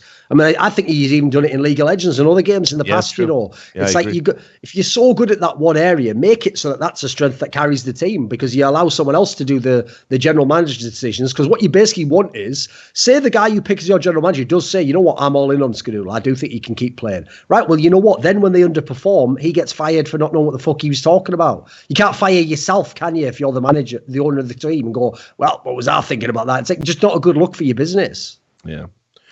So just one more bit of transfer news, and then we'll start breaking down Star Series. So I thought this was really interesting. It's made me laugh a couple of times, actually. Adrian tweeted out, I'm done, a few weeks ago after Gambit. In the classic tradition of Pasha and Vialli and who else? Flusher, whatever. Like all the ones who just come along, they finish a game, they just tweet out, fuck everyone. And then later on they go, when I said fuck everyone, I didn't mean Reddit to take it out of control. I was just reacting in the moment. Like, why is everyone doing these hot pulling takes? the D-man, invoking the D-man defense? Why do you bloody take everything out of context? So anyway, that isn't even the part that made me laugh. I mean, I'll just say this. Maybe if you are done, don't tweet out that you're done. Just tell your managers and your teammates, and then it'll be very apparent you are done when they announce that you're done. You don't need to give us that little fucking teaser, but that's fine. Adrian can do what the fuck he wants in my eyes. He's been around a long time, and I think he's a sick player and a smart dude. Maybe just put him as support AWPer. Yeah, maybe it's time, right? But this is what made me laugh, because they did it with Hobbit as well, right? So first of all, I don't know if I'm taking them fucking crazy pills again, but like, didn't Gambit say they were dropping their CS division? They not only implied they were dropping the CS division, but they now also implied, they think that like CS at all, right? They think the new approach to business is to gradually have every player announce free agency in some sort of mad, like, I'm available for transfer. It's like, what is going on right now? Are you dropping the team? Are they all leaving? Do they want to leave? Are they being forced? Like, no one knows what the fuck this means. But this is the thing that makes me fucking laugh, right? Like, Gambit put these announcements out. We are now open to offers for... You're always open for offers, by the way, even when they're fully contracted. That makes it sound like they just think we don't know how business works, and they're like, anyone want to buy this player? He's got 2 weeks left on his contract. The buyout would be very reasonable. It's like why am I buying him then? They're not. You don't own them as people. They're not fucking slaves, right? They play for your organization. They have contracts, and those contracts can be subject to buyouts at any time, and anyone can make an approach at any time to buy them. That's how it works. Maybe they spent too much time in League of Legends. It doesn't matter whether you're... I know. It doesn't matter whether you're fucking open to it or not. There's no transfer window. There's no rules. So what are they fucking talking about? And they did it with Hobbit as well. We are now open to offers for... But of course you fucking are. You always were, you daft cunts. What are you talking about? It's so ridiculous that it's like they're just, we will now that the player refuses to play for us, we will now consider any bid. Yeah, of course you fucking will. Because what's the alternative? Sit there and let his contract fucking run out while you're paying him a salary to not play? Yeah, you're pretty fucking open. You're about as open to offers as you're ever going to be. So fucking stupid. And then, like, as I said, the fact that you were even intimating that you were going to drop your fucking CS division anyway. Well, then you're definitely open to offers. Because what use are they? What are you going to do? Keep Adrian around the house? Another cup of tea, mate? Like, fucking what are you talking about? Honestly, I think Gambit are on something, mate. I think their management are all fucking cracked out or something. I've never seen such fucking ridiculous statements. And they always put out like a nice little polished graphic as well to say absolutely the most stupid thing. I did appreciate, though, the fact that their team did absolutely dick all for like a solid 6 months. Then they were like, right, we're probably going to drop the team and Hobbit's leaving. And then they're like, oh, I've bloody tripped over and come top 4 at this massive event. Yeah, bloody what hell. do we do now? It's like, that's how incompetent you are. You couldn't even fail at failing. You were it's like you were trying to tank to get the top draft pick. And then you went and won the division or something. Like, you absolute wretched mess. Well, no, but mate, it's the fucking shop window effect, isn't it? You know how it is. Like, as soon as Gambit come out and go, right, yeah, we're dropping our CS division. This is a waste of everyone's time. All the players go, oh, yeah, well, that job security's fucking gone. So I guess it's time to pull my fucking finger out my ass and just remind people I've still got it, right? It's the ultimate motivator. And now Gambit are like, well, we certainly will be considering offers for all the players we said we were going to fucking drop anyway. What is this madness? It's just such a fucking disorganized shit show over there. But here's the thing. So there's now an opportunity to get, like, this is it now. This is the tantalizing potential CIS super team could happen, right? Like, definitely. Like, please. Like, 'cause I've been watching Na'Vi in these online games because I'm a fucking glutton for punishment. And I definitely think, like, that run to the major finals, I want to say kind of, I think that maybe Na'Vi had done. That was the high water mark. Yeah, that's got to be now. The madness has to end now. The madness, the crazy world of fucking Edward and Zeus. And it's like, if you take simple, electronic, and you throw in a Hobbit, and you throw in an Adrian as an in-game leader, which I know he doesn't like to do, but he can definitely do it, and he's definitely going to be as competent as Zeus, right? And probably he's better at conflict resolution, and probably he's better at managing people's emotions. And then you would just add a +1 in there. Maybe you go because I'm not really sold on Flamey as a 5th right now, and I think you need like a Chopper, a Mir. You go get somebody that can sort of fill that role, be a bit more flexible.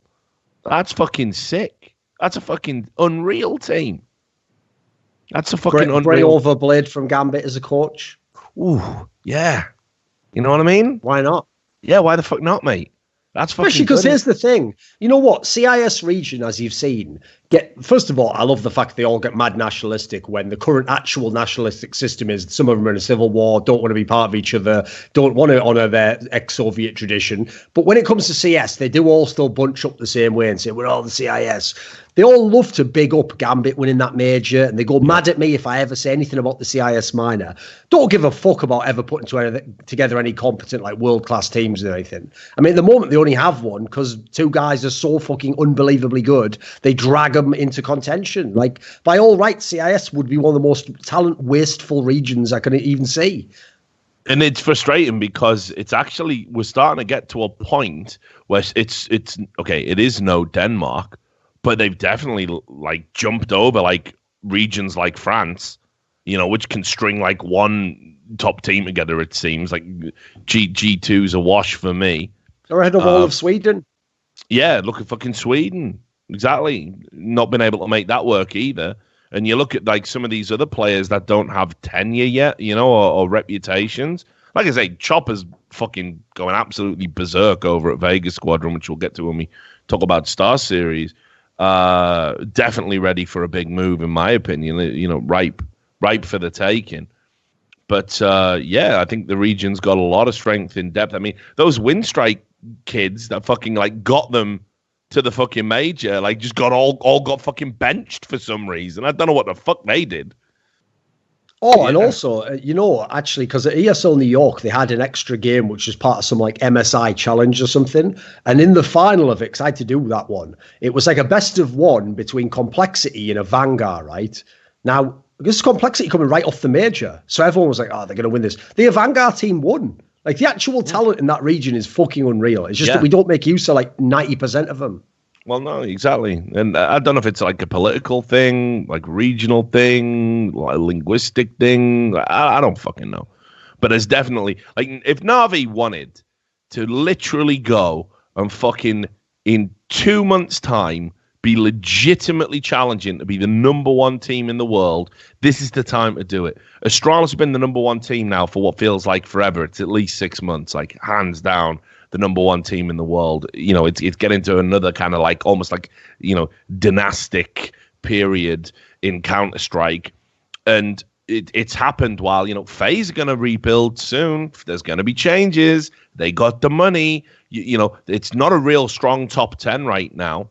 Everyone's in a state of flux. Like, if Na'Vi wanted to be legit the best team in the world and knock Astralis off, go out there, get some of this talent now. Stop holding on again.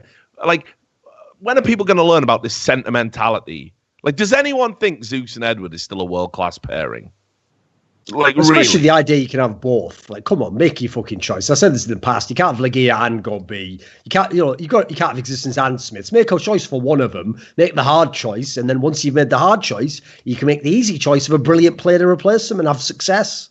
Yeah, and it's like, listen, it's really strange because Na'Vi, and I've said this down the years, Na'Vi is an organization that has made the most money from the least expenditure of their own money in esports history.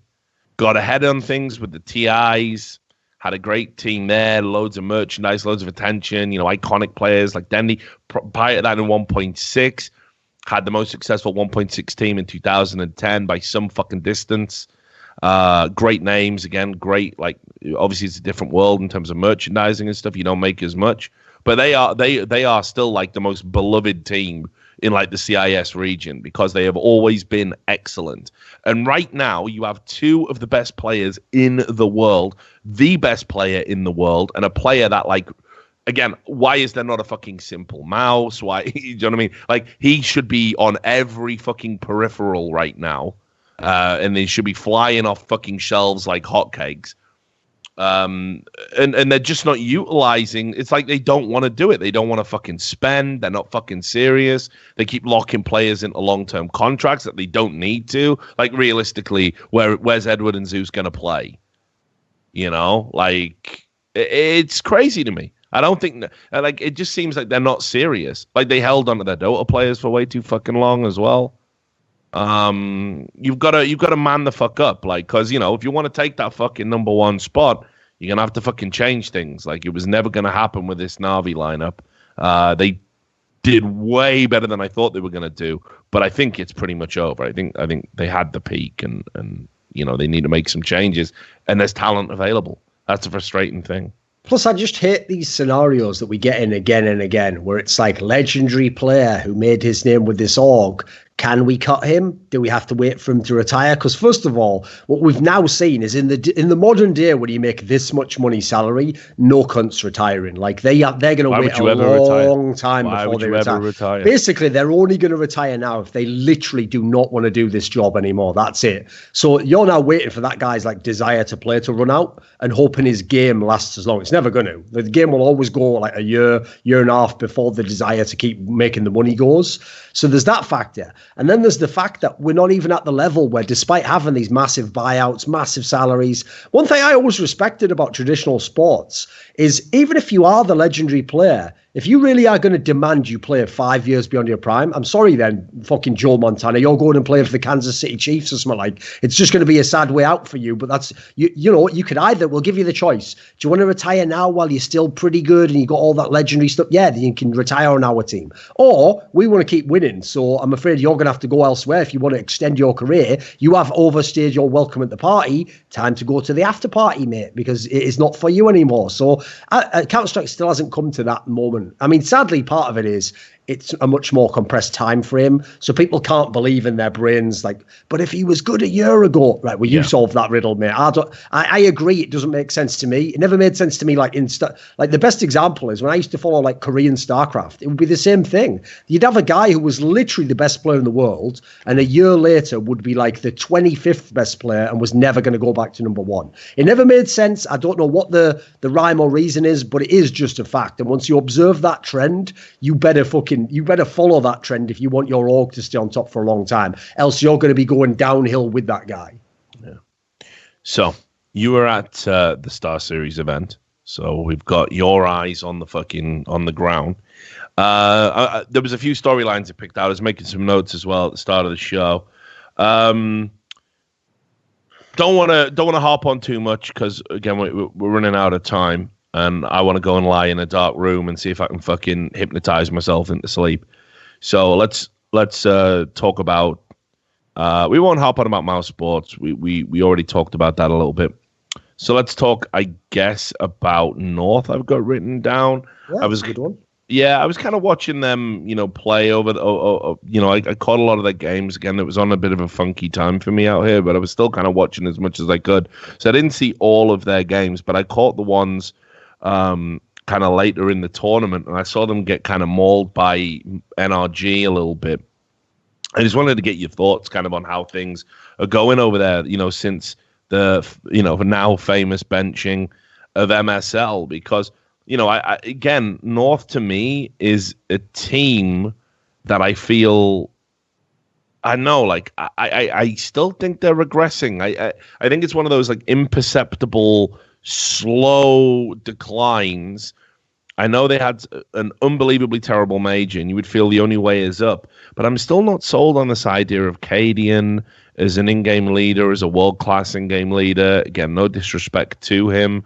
I'm not sold on Kiebi as being like kind of like Starlet, the one that got away from like the likes of Astralis. I still think Valde is obviously the standout player on this team. And you could probably like substitute a couple of players just floating out there in the Danish scene and probably make some marked improvements to these guys.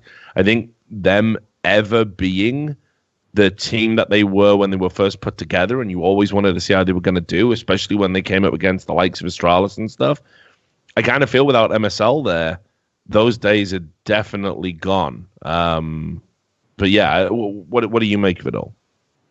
Like, the big problem here is the expectations around the org are not realistic. So obviously winning a tournament just a few lands ago is already going to put you way out of whack. Because realistically, like with North, it's time to stop looking at the player names and imagining that they're going to be as good as you think they individually could be. You've got to accept whoever they are right now and then go forward. So the way they're at as a team is they're at a level that in the past teams like Heroic occupied, where you're like the 13th best team maybe, and you're hoping to break into that top 10.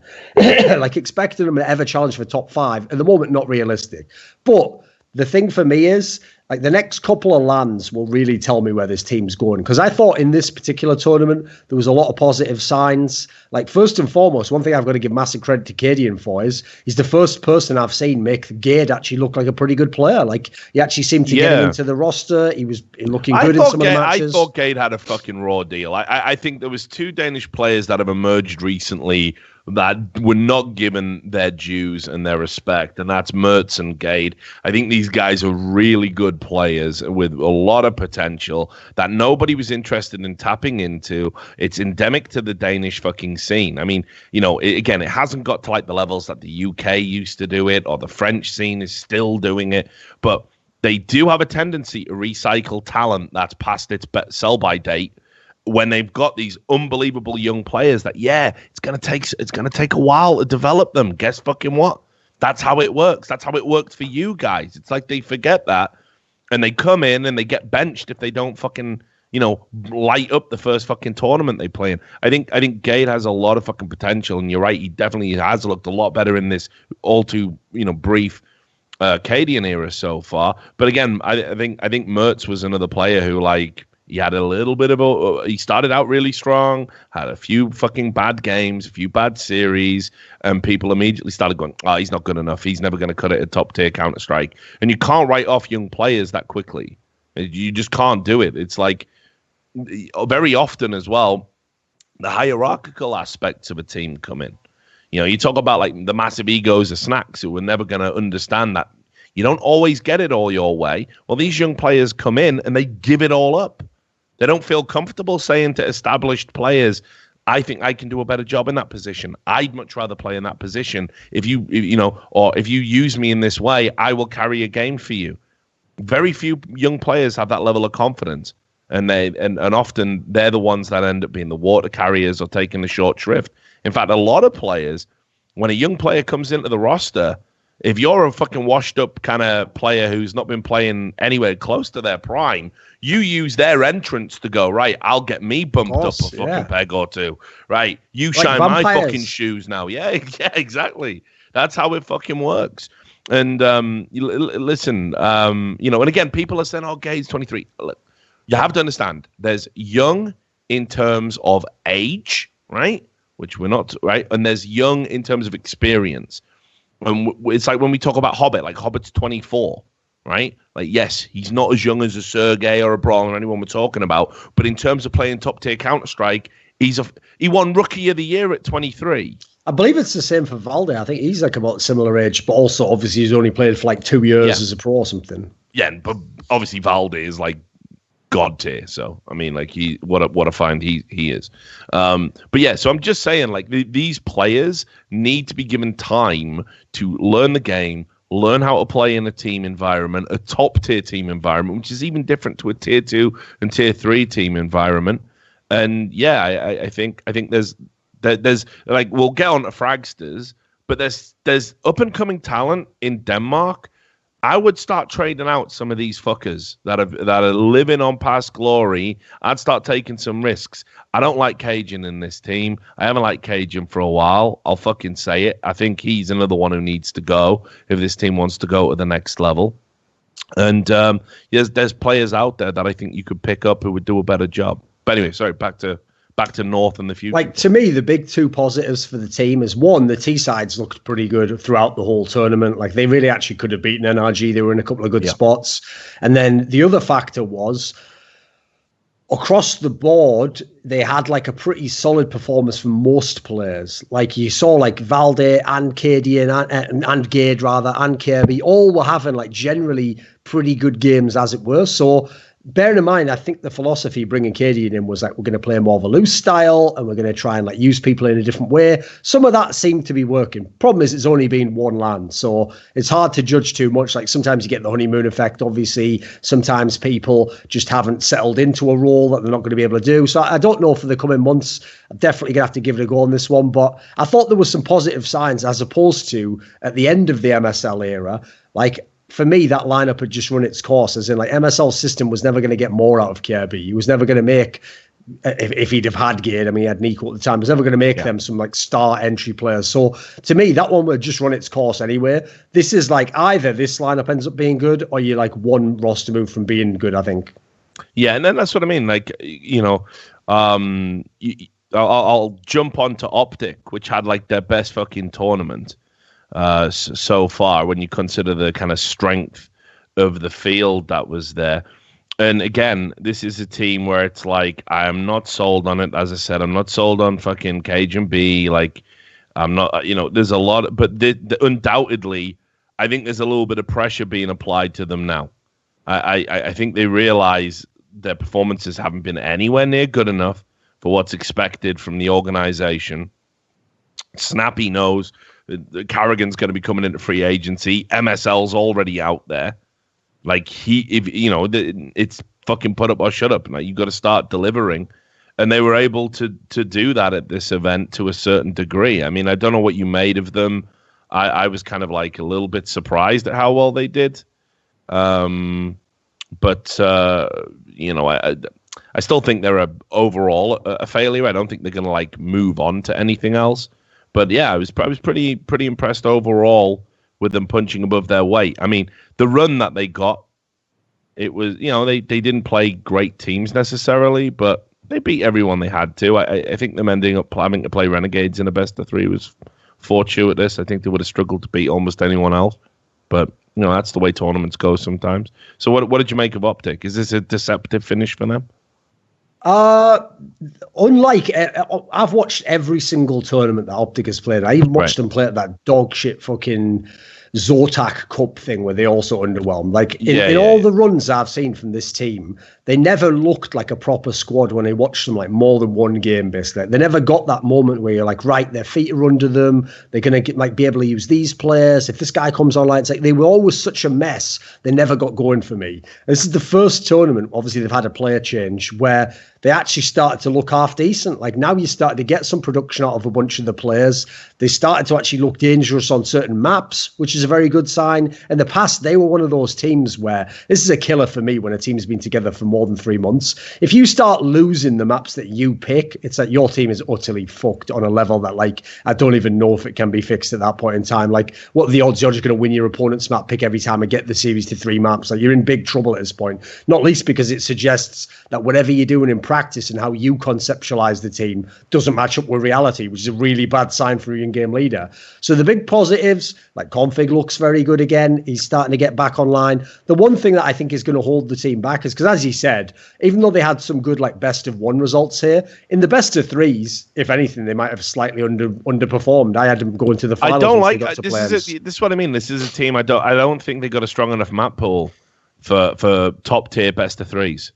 And I didn't like that. I don't know. I don't know if this format for this tournament was like different to regular tournaments, but it just felt the weighting on best of ones was a lot higher. I think maybe because we'd like just had the major and stuff, and it was in my mind. And then we had fucking a couple of sick tournaments where it was like GSL style stuff. But like they mauled big in a best of one. But I would have loved to have seen what would have happened had that been a best of three. They edged out Mouse Sports, which by all accounts, they'd already made the decision to be bringing Stico back. So it's a dysfunctional Mouse Sports, and they edged them out 16-14. And then I'm trying to think what and I suppose within the context of the tournament, that's a legit. But again, it's a best of one, and it's Vegas Squadron in a best of one. Anything can happen there, And then you beat Renegades, new team. not sold on it. I mean, like, I don't know. I think sure you get a third and fourth, but I think this was a real kind of like it's as weak a run like as you're gonna see in a tournament format like this. And I wasn't sold on it at all. Like, they played North in the best of one and lost as well. I still think Yugi is just a waste of time. Like, if y'all think he's great, just take the fuck of your team, mate. I'm not interested in watching this guy play Counter-Strike. It's boring to me, especially because here's the thing. I'll just go ahead and say it. Like, it's one thing when a player like doesn't live up to potential, or people take his current level and they go, right, well, if he was to go up 5%, like you imagine a young player might, then he'd get to this level. Like, that's all well and good. He can do that. But my problem is when I hear that not only does a young player not perform as expected, but then things like maybe he has dedication issues, maybe he does extracurricular things, I'm out immediately as soon as I hear that. Like, I'm not here to invest like hopes and dreams in players who don't want it themselves. So like, I just don't think this guy's going to make it, mate. No, I've never seen a player drop off like Yugi for a long, long time. Do you remember when we were doing E-League and fucking Yugi's there smashing heads in for Heroic, and we're going like, yeah, who the fuck's this kid? And then, you know, like, he's getting hyped up and talked about, and now it's just fucking sad. I mean, some of the games they won, like, Yugi had like 5 fucking kills. He got carried in some of these games, mate. Mate, it was legit carried like fucking Yoda. It was fucking stupid. You know, and he looks miserable. It's like he knows he's fucking garbage and he's never gonna get out the slump. It's like, it's a weird one. It comes back to this old thing, you know, if you're gonna be an AWPer, you live in that world where how many chances can we give you? The gun is too important to be given over to players that can't use it. Yeah. Also, can we just make it a very simple rule? No ops for people who don't have any confidence. Like, being an AWPer is like, it's the big dick gun. You're the fucking samurai, mate. Like, if you don't make it, you just commit seppuku out of fucking, like, honor to your feudal lord. Like, there's no AWPers who are like, sorry, boss, just missed every shot that game. It's like, no, that's what makes people like Kenny S and Guardian Gods is like, their bad games are like legit for most people in the world. That's why it's not, this is one of the reasons why I get so infuriated with there's a certain like group of people in the world of analysis who think the AWP's overpowered. Like, I can't even understand it personally because there's a reason why there's about 5 people in the entire world that we let be permanent primary AWPers in top teams. That's about it. Like, anyone else has to be a hybrid so they can swap out when they're not playing well. They can't play that map. Like, it's such a like ridiculous specialization that you have to be a really truly world-class AWPer that everyone pretending to do it right now, it usually is one of the limiting factors to their team. Like, they're the reason why you can't go much further. They sometimes win you a game, they lose you a game and a half after that, you know.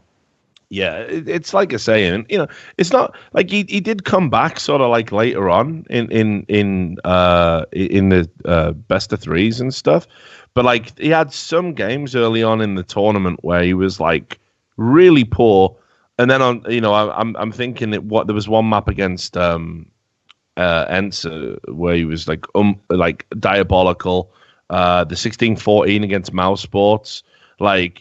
Imagine your AWPer gets 7 kills in a 16-14 best of 1 game that you win. So it could just as easily be 16-14 the other way because you did fuck all. You know, he had 12 kills against Vegas Squadron in their 16-9. You know, and again, it's not just all about kills, but like, come on.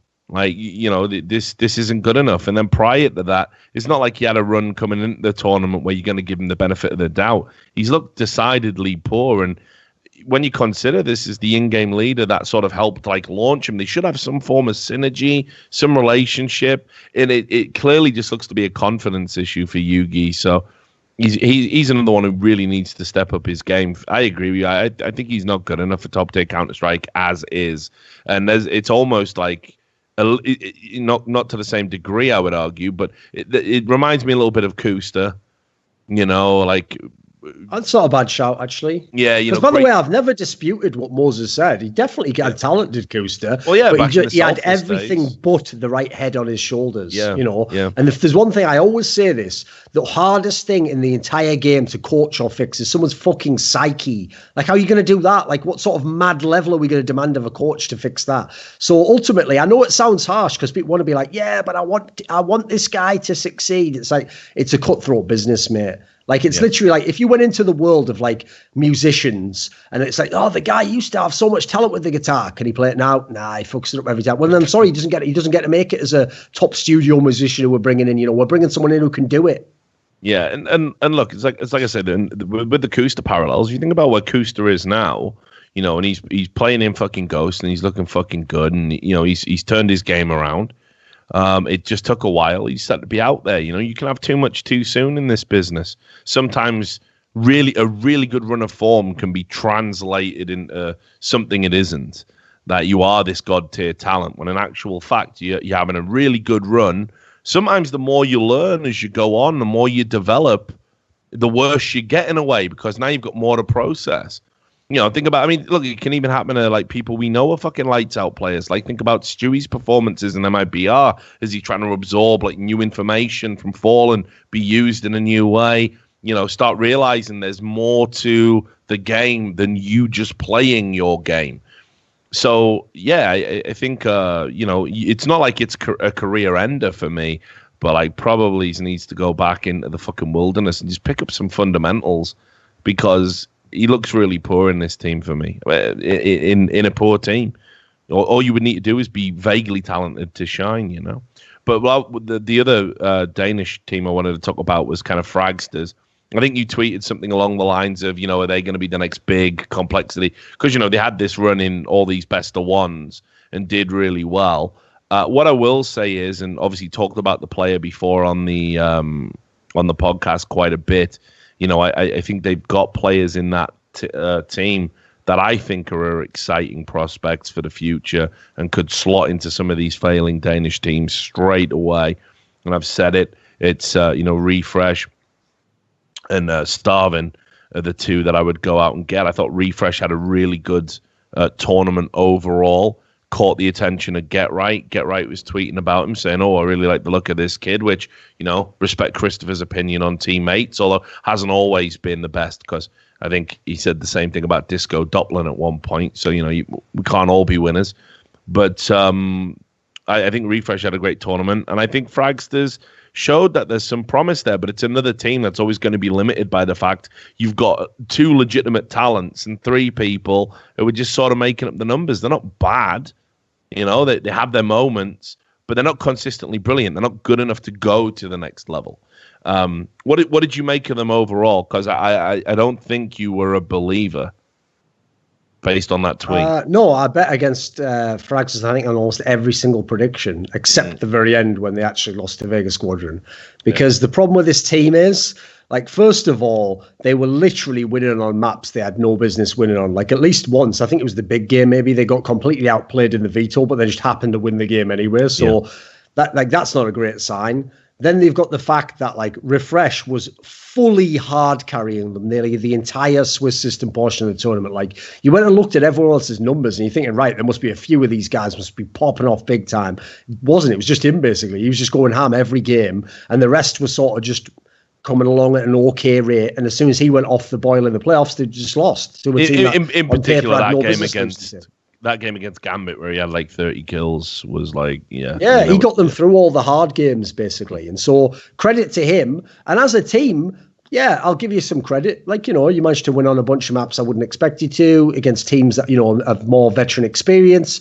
But the other thing about this squad is they've been to a bunch of the tier 2 lands and they've never made any deep impact. They're not going to the final of these lands. They're not winning these lands, you know. Like, they seem like a team. Like, you summarized it the best way. There's one or two players who will go on from this team probably to either good acclaim or maybe great acclaim. They'll be maybe some of the next best great Danish players. The rest of them will literally never be seen again in World Counter-Strike. Like, even at this level, they might slide down to a level below. And as far as I can tell, largely here because the other players haven't managed to make their name and climb up again. I'm like, as far like in this team, for example, I believe like two of them are brothers and the coach is like their brother as well. So like, I'm going to go ahead and guess those players aren't making it much further. And there's a reason they're in the team together. So yeah, and I don't think it's a team that as a team has a future, but I do think some of the players have a future. Like, yeah, Refresh almost certainly does. Starvin, sadly, at this particular land, seemed like he choked a little bit. Like maybe the pressure got to him. Still really I've seen young. Enough from him elsewhere that I'd give him some credit, you know.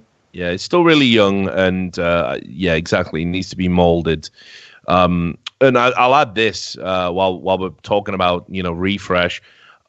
His reward for playing well at this tournament was he got back and had his Steam account hacked immediately, and had it kind of like held hostage, and had his skins like stripped from it.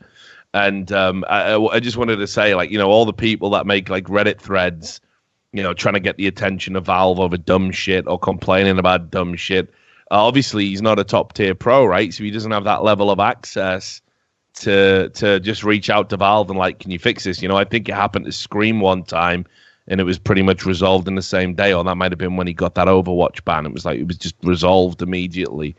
I know players have had their accounts hacked in the past, and obviously it becomes important because of their stance on VAC bans.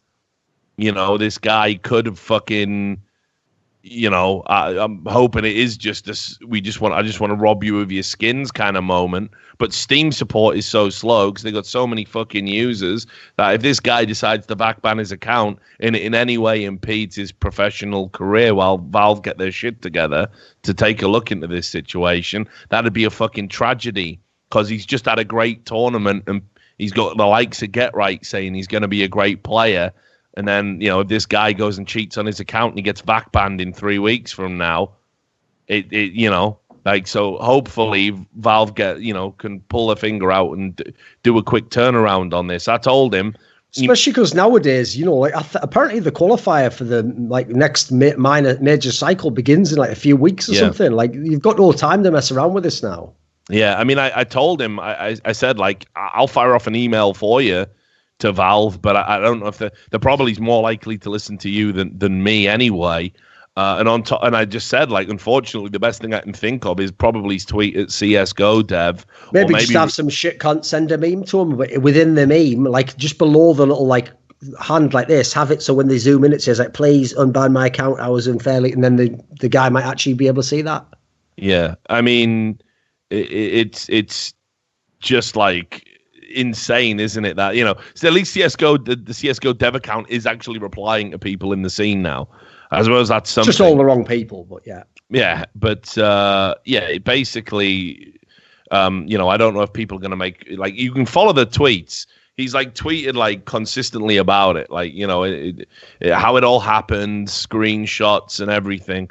So, I was amazed to not see that on the Reddit front page, because, we all know how it works with developers. Unless you leverage public opinion, nothing gets done very often. And Refresh, like I say, he doesn't have that star power, does he, to like just tweet it out to 200,000 followers and just get the shit done. So hopefully people will help him out, because I'd hate to see his fucking career impeded by some fucking stupid thing like this. So yeah, just thought I'd make people aware about it. Right, let's talk about the final talking points from this.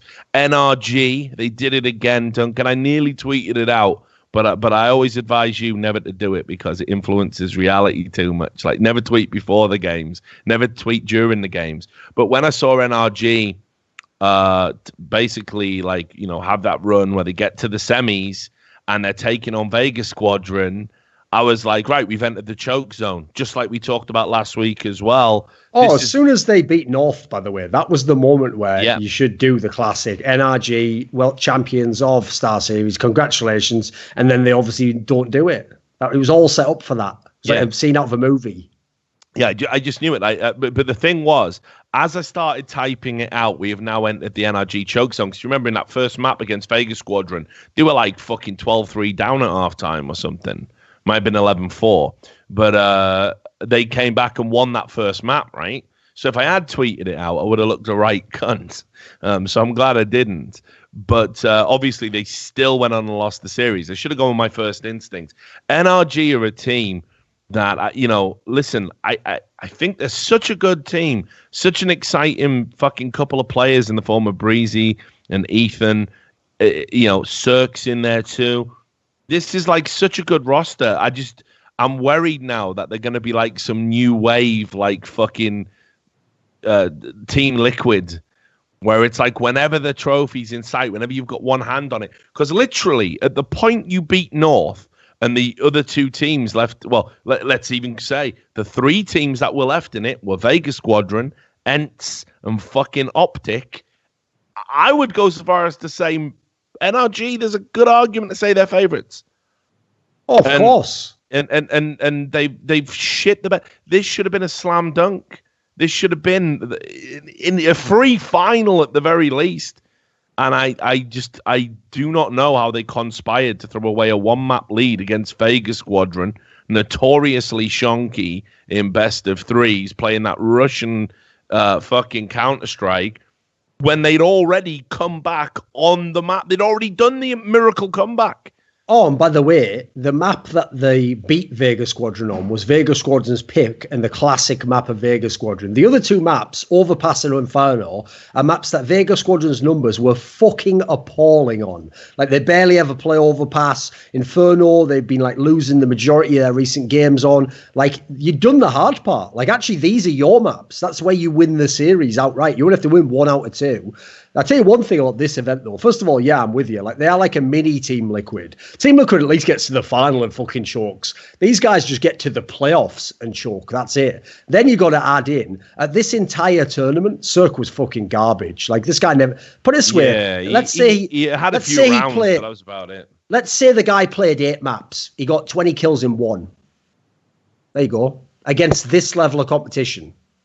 So, Sorry, are you a superstar player? I must have missed something here. Thought you were the best player on the team. It was a very like subdued performance by him. I wouldn't say it made too much of a difference, but then, as you said, when you get to this, when you get to that Vegas Squadron series, you're 1 map up. All you got to do is everyone's just got to maintain that level, just that's expected of you, that you've already shown in previous matches you can do, and you get to the final, and enter a fucking beatable team for the likes of NRG. That didn't happen, and again, this is going to start becoming a problem moving forward, because honestly, the more and more you keep choking in the quarters and the semis against beatable teams, throwing away advantages like they have been doing, you're going to start believing that you're cursed, and then you're going to start thinking about a roster change, and maybe you do need a roster change, and maybe you make a roster change, and maybe you go full snacks on the situation, and you fuck everything up, and then Cloud9 say, hey, this Golden and Flusher thing was dumb, we'd love to get some American players in, and then you start arguing with your organization. They're on the precipice of that downward spiral. They've really got to get over, I'm not saying they even need to win tournaments, right? I'm not saying they need to win tournaments. I'm not saying this is necessarily a tournament-winning team, but this was a winnable tournament for this team. That's the difference. I'm not saying they go and win a fucking major or a ESL New York when all the boys are there, fucking Astralis is there and all. I'm not saying they ever do that. But this, once you overcome North, it's free. It was free for them. So very strange. Like, I don't know what they're going to do or how they're going to be able to overcome that moving forward. Because it meant, as you said, the hardest thing to coach is the psyche. The mentality problem is a nightmare. Vegas Squadron had a really good run at this tournament, obviously. Made it all the way to the final. Some lights out performances from some of the players, again, who I would say are probably in the shop window, all things considered. I was surprised they made it to the final. I had NRG beating them, even with my kind of gut that, they're going to choke here. Like, I could see it, but I didn't fucking want to believe that they would do it. But prior to that, I mean, they played pretty well. I mean, I think best of ones are always going to favor Vegas Squadron, but they also showed in the final that they could hang. They made it go the distance. So, I mean, again, is this like part of the evolution of a Vegas Squadron? Are we seeing a better version, or is this just the classic Vegas Squadron? They've always been best of one heroes, and this tournament really enabled them to get as far as they did. I don't really buy anything Vegas Squadron did here. Like, when they made it to the playoffs, again, this is a player, I looked up the stats, like, how's everything going here? Is someone going ham? there was only one player on their team had really good stats going in the playoffs, which was JR, which is actually a player you wouldn't expect to, typically not thought of as one of the better players. And by the end of that best of 5 final, because it was 5 maps, that's obviously enough maps, it could have a massive effect on your stats. By the end of the final, he'd gone down to very pedestrian numbers. So in terms of raw numbers, no one was going that ham. Like generally it was like by committee, like Tony Black, former Kabakan, actually was he actually played played pretty well. Like obviously I think he's garbage, but since the name change, he's actually been all right, and this was really good. I thought, he performed way better than I expected him to. But the problem is there was just too many like red flags all over this. So like players having better performances than you'd expect. It's not like they're winning many of the games by big numbers. They tended to just get into a lot of sloppy games and then win a bunch of them. Like I will say they looked unusually clutch, actually. If I had to define one thing that I think gave Vega its best chance, is that those players, for whatever reason, just play super decisive. Like they know what they want to do, they just do it. So if it works, it's like it really is like the ultimate puncher's chance, If you at least execute in that way and you land the shot, you can win a fight.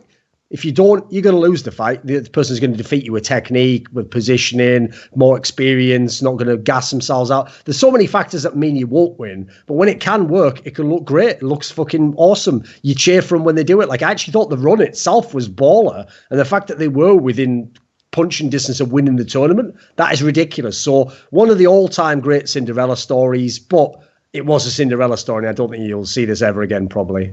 For me, this is like a bit like the Frags scenario. Just take the players that work from the squad. The squad itself's not going anywhere. Yeah, and like I say, I mean, with this potential super team thing that's being dangled, like no disrespect to anyone else on the team, I think everybody can see Chopper's the best player, and 21, good delivery of numbers. Get him into something better. Just get him out of this team.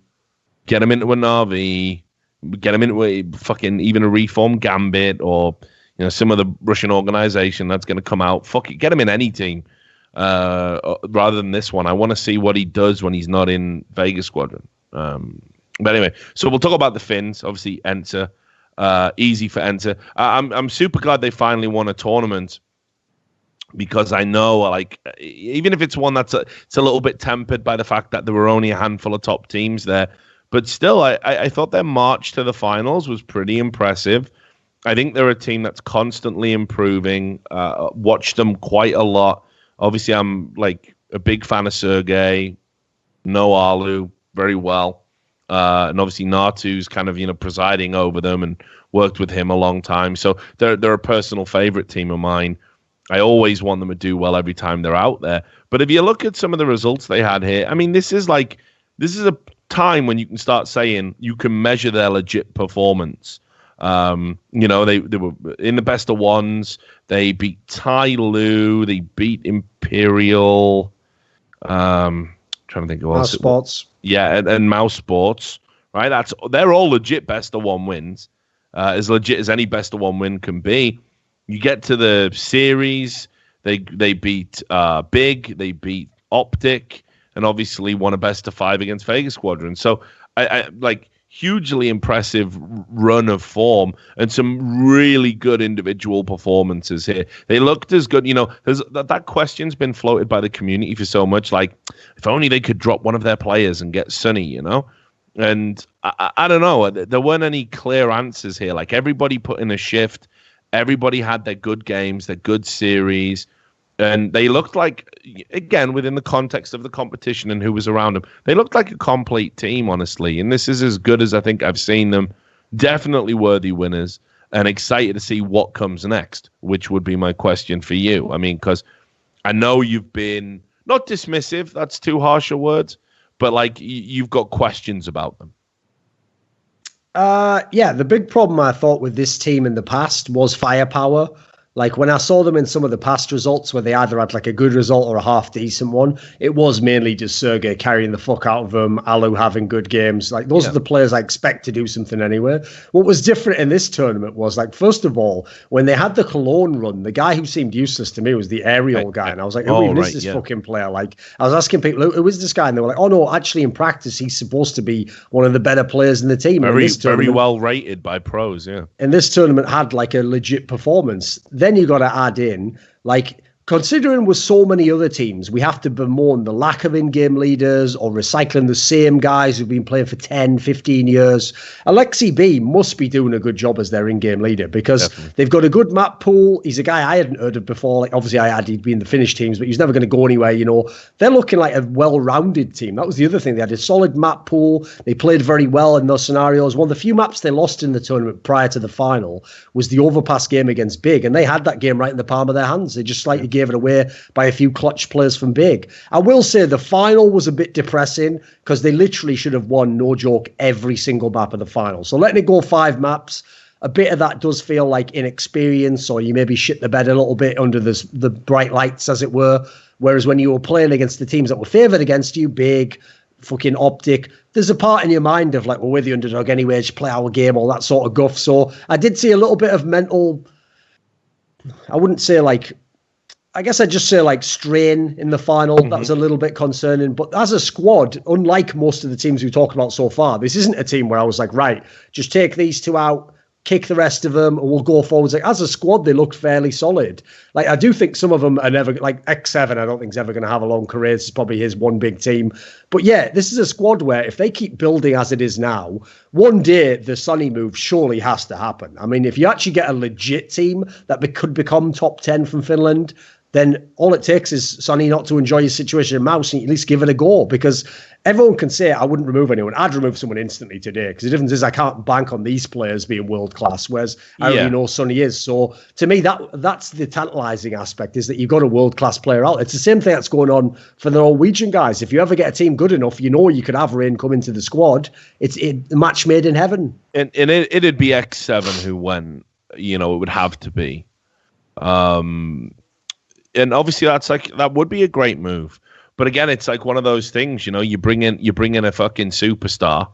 You know, maybe it might be one of those moves that wouldn't necessarily work immediately. It might take them backwards before they go forwards. You know, I think they're in a good place right now. But yeah, it's all about that next tournament.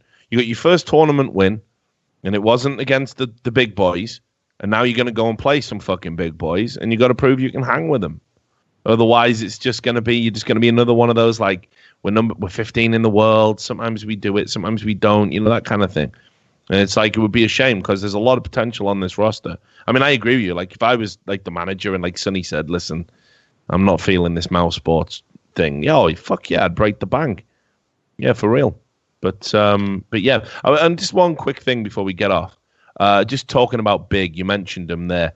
Do you think there's trouble in paradise coming for Big? I've said this, though. This is another one of those ones where I'm never allowed to be right, Rich. Like, how many tournaments does Big have to underwhelm at and not go super deep before they actually are where I say they are, not a top team? Like, I mean, there's been about 5 in a row now, or something mad. Yeah, it's tough for me, right? Because, like, I still think they've got a lot of potential. Like, I want to believe in Godby's system, and I do, and I think he's a fantastic in-game leader, and just just amazing at getting the best out of Look people. at that meme I made, which obviously, who would have known it actually spawned that whole stupid extra thing that was no point bringing up. So I made that meme because that is literally the world Big fans are in. You've got 2 buttons you can press. Only one of them can be pressed. Is Godby a world-class in-game leader, or does this team have world-class firepower? Which do you want to press? Because if you can't press both of them, because otherwise Godby cannot be a world-class in-game leader if he has all the tools to do it. Yeah. You know what I mean? Well, so I'm on with you. I think he is a really good in-game leader. And as with this team, I've seen it the whole way through. I don't think they've got enough raw firepower. You're not going to beat fucking the top level teams in the world playing with Nex, Smooya and Tabson. Like, that's not the trio that's going to do it. Well, so listen, I mean, first of all, I mean, like, I think Tabson can't go anywhere, right? You know, you keep him. They're trying something with Tizian. I get it. young player, develop again, blah, blah. He's played pretty well. His job's not to be a star role in that team. He helps shore up the squad. He does a pretty good job generally. Smoothie is the best player on that team by a long distance. So it's obviously next you would sacrifice on the altar. And again, he's entered into this almost like AZ zone, right? Where it's like, how long can this guy fucking underperform for? He's like, he's not even doing that bad now. He's turned the corner now. He performed terribly for fucking months and was like, just, an issue on the team. And it's like, yeah, he's got away with some criminal shit performances. Nex has, but the reason I bring it up is I don't know. I've just got a suspicion. Like I'm hearing stuff out there about fucking like Smoothie might be going, and we're all hearing those rumors at the moment. I suspected, because I don't mind saying this, but again, you can timestamp it if it's inappropriate. I know Smoothie wanted to reach out and kind of squash the beef with me, which definitely is never going to happen. Because, I try to be very polite and civil when you had that run and you're going around calling me a fat retard. Now you're going to bang me out if you ever see me because players tell me everything. He's like, yeah, probably not interested in that now. And I think he's doing that because he wants to head off some of the criticism that's going to come his way. I will say it is getting a bit old. The players where when they're in their moment, it's fuck everyone. Like some shit fucking want to be a rock star, live your own adventure novel. And then when they're on their way down, oh, sorry. So, yeah. No, but it's right, I'm going to write a column all about it, and he can read it and take it on board, or he can just stick to calling me a fat retard, whatever he wants to do. But I do know a thing or two about the business, and I know a thing or two about how to go over in this industry and last, and come back from when people are, whether it be fair or unfair, have got it in their heads that you're a fucking scumbag, and they would and will do everything they can to drive you out of the industry, which has happened to me multiple times. Basically what you will notice now, the trend is the novelties wore off. He's trash talking people on Twitter, and before every game, he pissed off the Mouse Sports guys, and it wasn't over the screeching. I mean, put it this way, I'll just say, if you fuck up buying a gun, that is no grounds for a restart. By the way, that whole topic, I'm glad we didn't get into it because it triggered the fuck out of me, Richard. It was a perfect example of where people just decide, just for the sake of a little thrill themselves, to have a witch hunt over nothing. So first of all, at no point in time ever were the Mouse Sports guys angry about Smoothie killing them with an auto sniper. That was at no point in time why they tweeted. They tweeted because there was an absolutely legitimate concern over whether or not someone had restarted a round earlier in the game on a pistol round illegitimately and then been seemingly rude after the fact when given a free restart. That was a very legitimate thing that Mouse Sports players could be upset for. Yeah. That's like you did something out of sportsmanship and then the guy pisses in your face later. That's nothing to do with people screaming about it. Then secondly, there's the angle, as you're saying here, where if you go and check the chat and everyone's like, how outrageous, why are they getting mad about this? Because the intimation was, he even as a joke implied he wanted the round restarted because he bought the wrong gun. That has never ever been a precedent in history of Counter-Strike that you restart the round because you bought the wrong gun. Not least because, use your fucking brain, it'd be the easiest tactical timeout of all time. Yeah, but on top of that, right, they were then sort of saying, there was some so now this is what I mean about him running his mouth all the time, getting him into fucking trouble, because if you don't make that joke, right, then it's like, it's a lag issue, something was fucked up, the round gets restarted, no one even thinks too much about it. But it's the fact that you've said, I fucked up and bought the wrong gun, can we just restart here? It just makes you look like a fucking bell end. And then you add into it the trash talking, and you add into it the fucking screeching during the game, and you add into it that you're always on Twitter talking about people. I mean, he had to delete another fucking tweet where he called out someone. It might even have been the Fragsters guys. I can't even keep up with it. And it's like, listen, mate, we get it. You want to be a fucking rock star. Sound like Be Real. You want to be a rock star, right?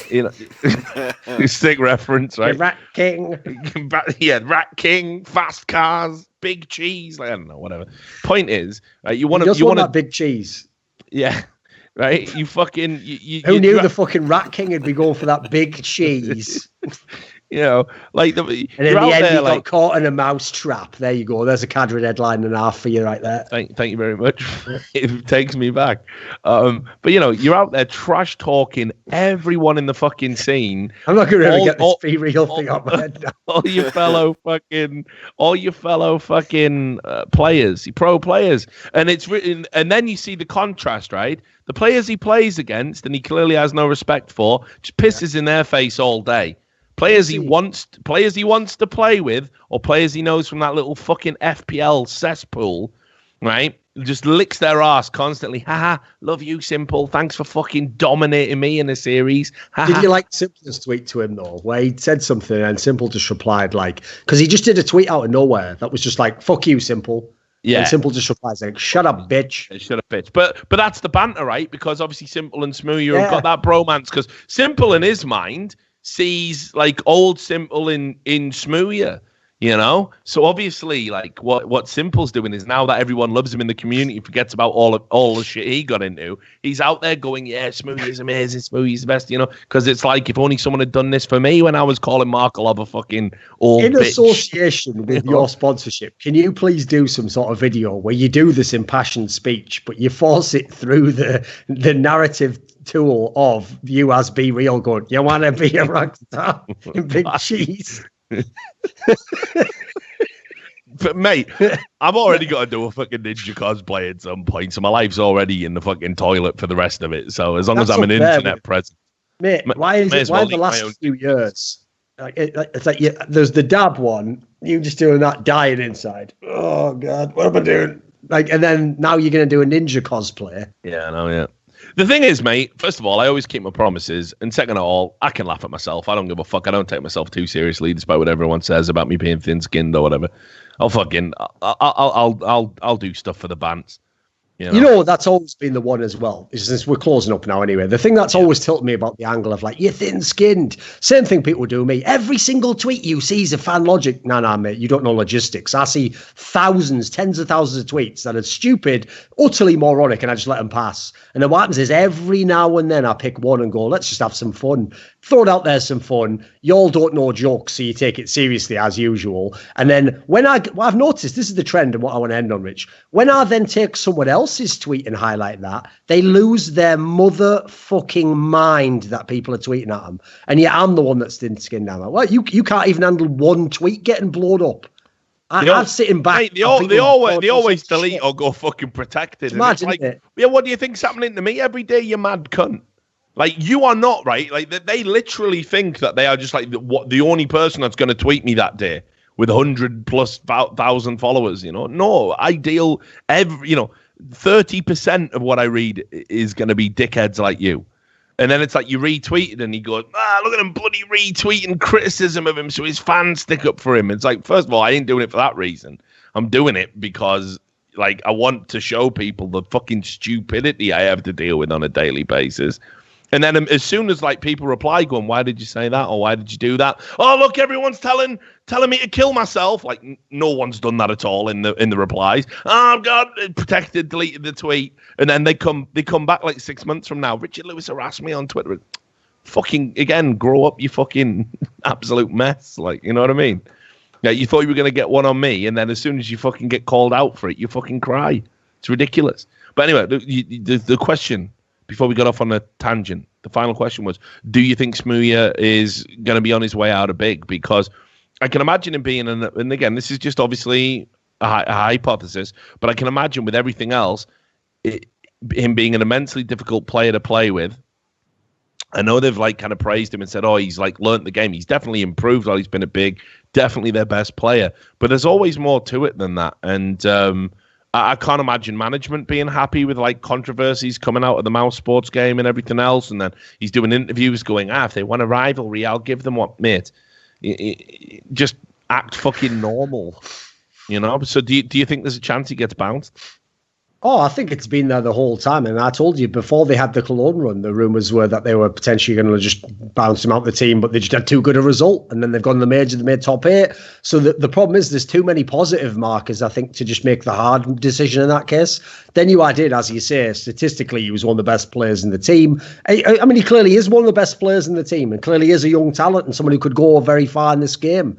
The problem for me is, I think in this sort of environment where you've got Godby and he wants to run this tactical system and he wants to have his players play a certain way and he wants to be consistent, that's where I think someone like Smouya, probably just the curse of youth, will not understand that it ain't about talent anymore. Like you having whatever, an 8 out of 10 on the skill chart of the top trumps aspect isn't what Godby's going to be looking at when he makes the hard decisions. He's going to look and potentially see a player who's worse than you in the German scene and go, wait a minute, so if I bring that guy in, he's slightly worse in terms of skill, but he speaks German, has a good attitude, he's not going to do any of the stuff that brings negative attention, and is only going to make it easier to like form a team together. Because if you've seen where their team, I mean, I'll touch on it very briefly. The aspect where you had, like, of all people, the support player of their team, Tizian, coming at me on Twitter, that tells me that it's not a good scenario in that camp, mate. I don't think they're all having a great time and thinking, these results, we live and die by them, they're fine. I think they're not happy with where they are and they think they should be better, because part of the reason I think they're delusional is the practice sounds like it goes amazingly. Then they get to the tournaments and a whole bunch of them, they have slip-ups and they have games that look really underwhelming. So when you have those problems, you're going to look for roster moves because I don't know what else fixes it. That's the worst position to be in, where you're killing it in scrims and can't do it in game. Like I say, I just think it's like this. I hope he remembers all the shit he talked, because I know how this story ends. I've seen it a bunch of times, especially with UK players. Yeah, you're hot shit. You're having your career peak. You're pissing everyone off while you're up there. And like, I just know how it ends, man. Like it ends with you unable to get into another fucking team, wondering where it all went wrong. So I'll be there to write about the Rat King when it happens. And you know, we could have been civil, but go fuck yourself. I will say though, if there's any genuine nature to him wanting to like move forwards and fix his personality, at least now's the time to do it. Get on with it now while you're still young. You haven't let too far go in your career. Someone like Simple actually left that shit way too long. Like it's only his prodigious. Just as well he's the best fucking player in the world. Exactly, yeah. He basically had to have the ultimate outlier sort of factor to go in his favour. Otherwise, he would have burned all the bridges. So here's the thing. You burn a couple in the beginning, everyone makes mistakes. If you fix it now, though, the best thing is now is the perfect time where if you fix the ego aspect and you channel it in some way to be just a competitive player or whatever they want to call you, now your talent could take you somewhere. If you make it so that your rep is so shit, it'll outpace your talent the whole way up the chain and no one will pick you up. That's just the sad state of affairs. Exactly true. Right, Sam, I don't know if you can bring up that picture I've just put in the chat while I do the fucking final shout out. But someone actually tweeted at me the fucking picture of the smoking baby. It's unreal. It looks exactly like this dude. Like if you put a fucking Adidas tracksuit on this cunt and fucking just had him stood permanently still, going love football, me. It would have been spot on. The fucking smoking baby, mate. Fuck me. I haven't thought about that cunt for years. Anyway, shout out to the sponsors, of course, in the form of rivalry.gg. Go to rivalry.gg/RLS. You can qualify for up to $350 of VIP bonuses. It supports the channel. It supports the show. It supports all of the work we do. It supports Sam. Without Rivalry, I don't know if we would even bother having a YouTube channel at this stage. And therefore, if we didn't have a YouTube channel, you wouldn't be able to watch the VODs of By the Numbers. It would just be going out on fucking Patreon to the people who pay for it, who are these fine people. Our $100 patrons: Botvik, Chris N. Wynn, Detlef Insomniac, Hyolu, and Jerky's Minion, of course. And our $50 patrons: Manuel Stockley, Saad Sawar, Daniel Plamanov Yordanov, Pete Bidstrup, Ivan Candido, TC Owens, Carv, Roosty, Ditter Dornoff Christensen, Nostradamus, Marcus Kyunpar, Madsen, Colin Penny, Benakagi Assassin, and William Southern. That was By the Numbers. We will see you next week. And until then, take care of yourselves. So you want to be a rock superstar and live large.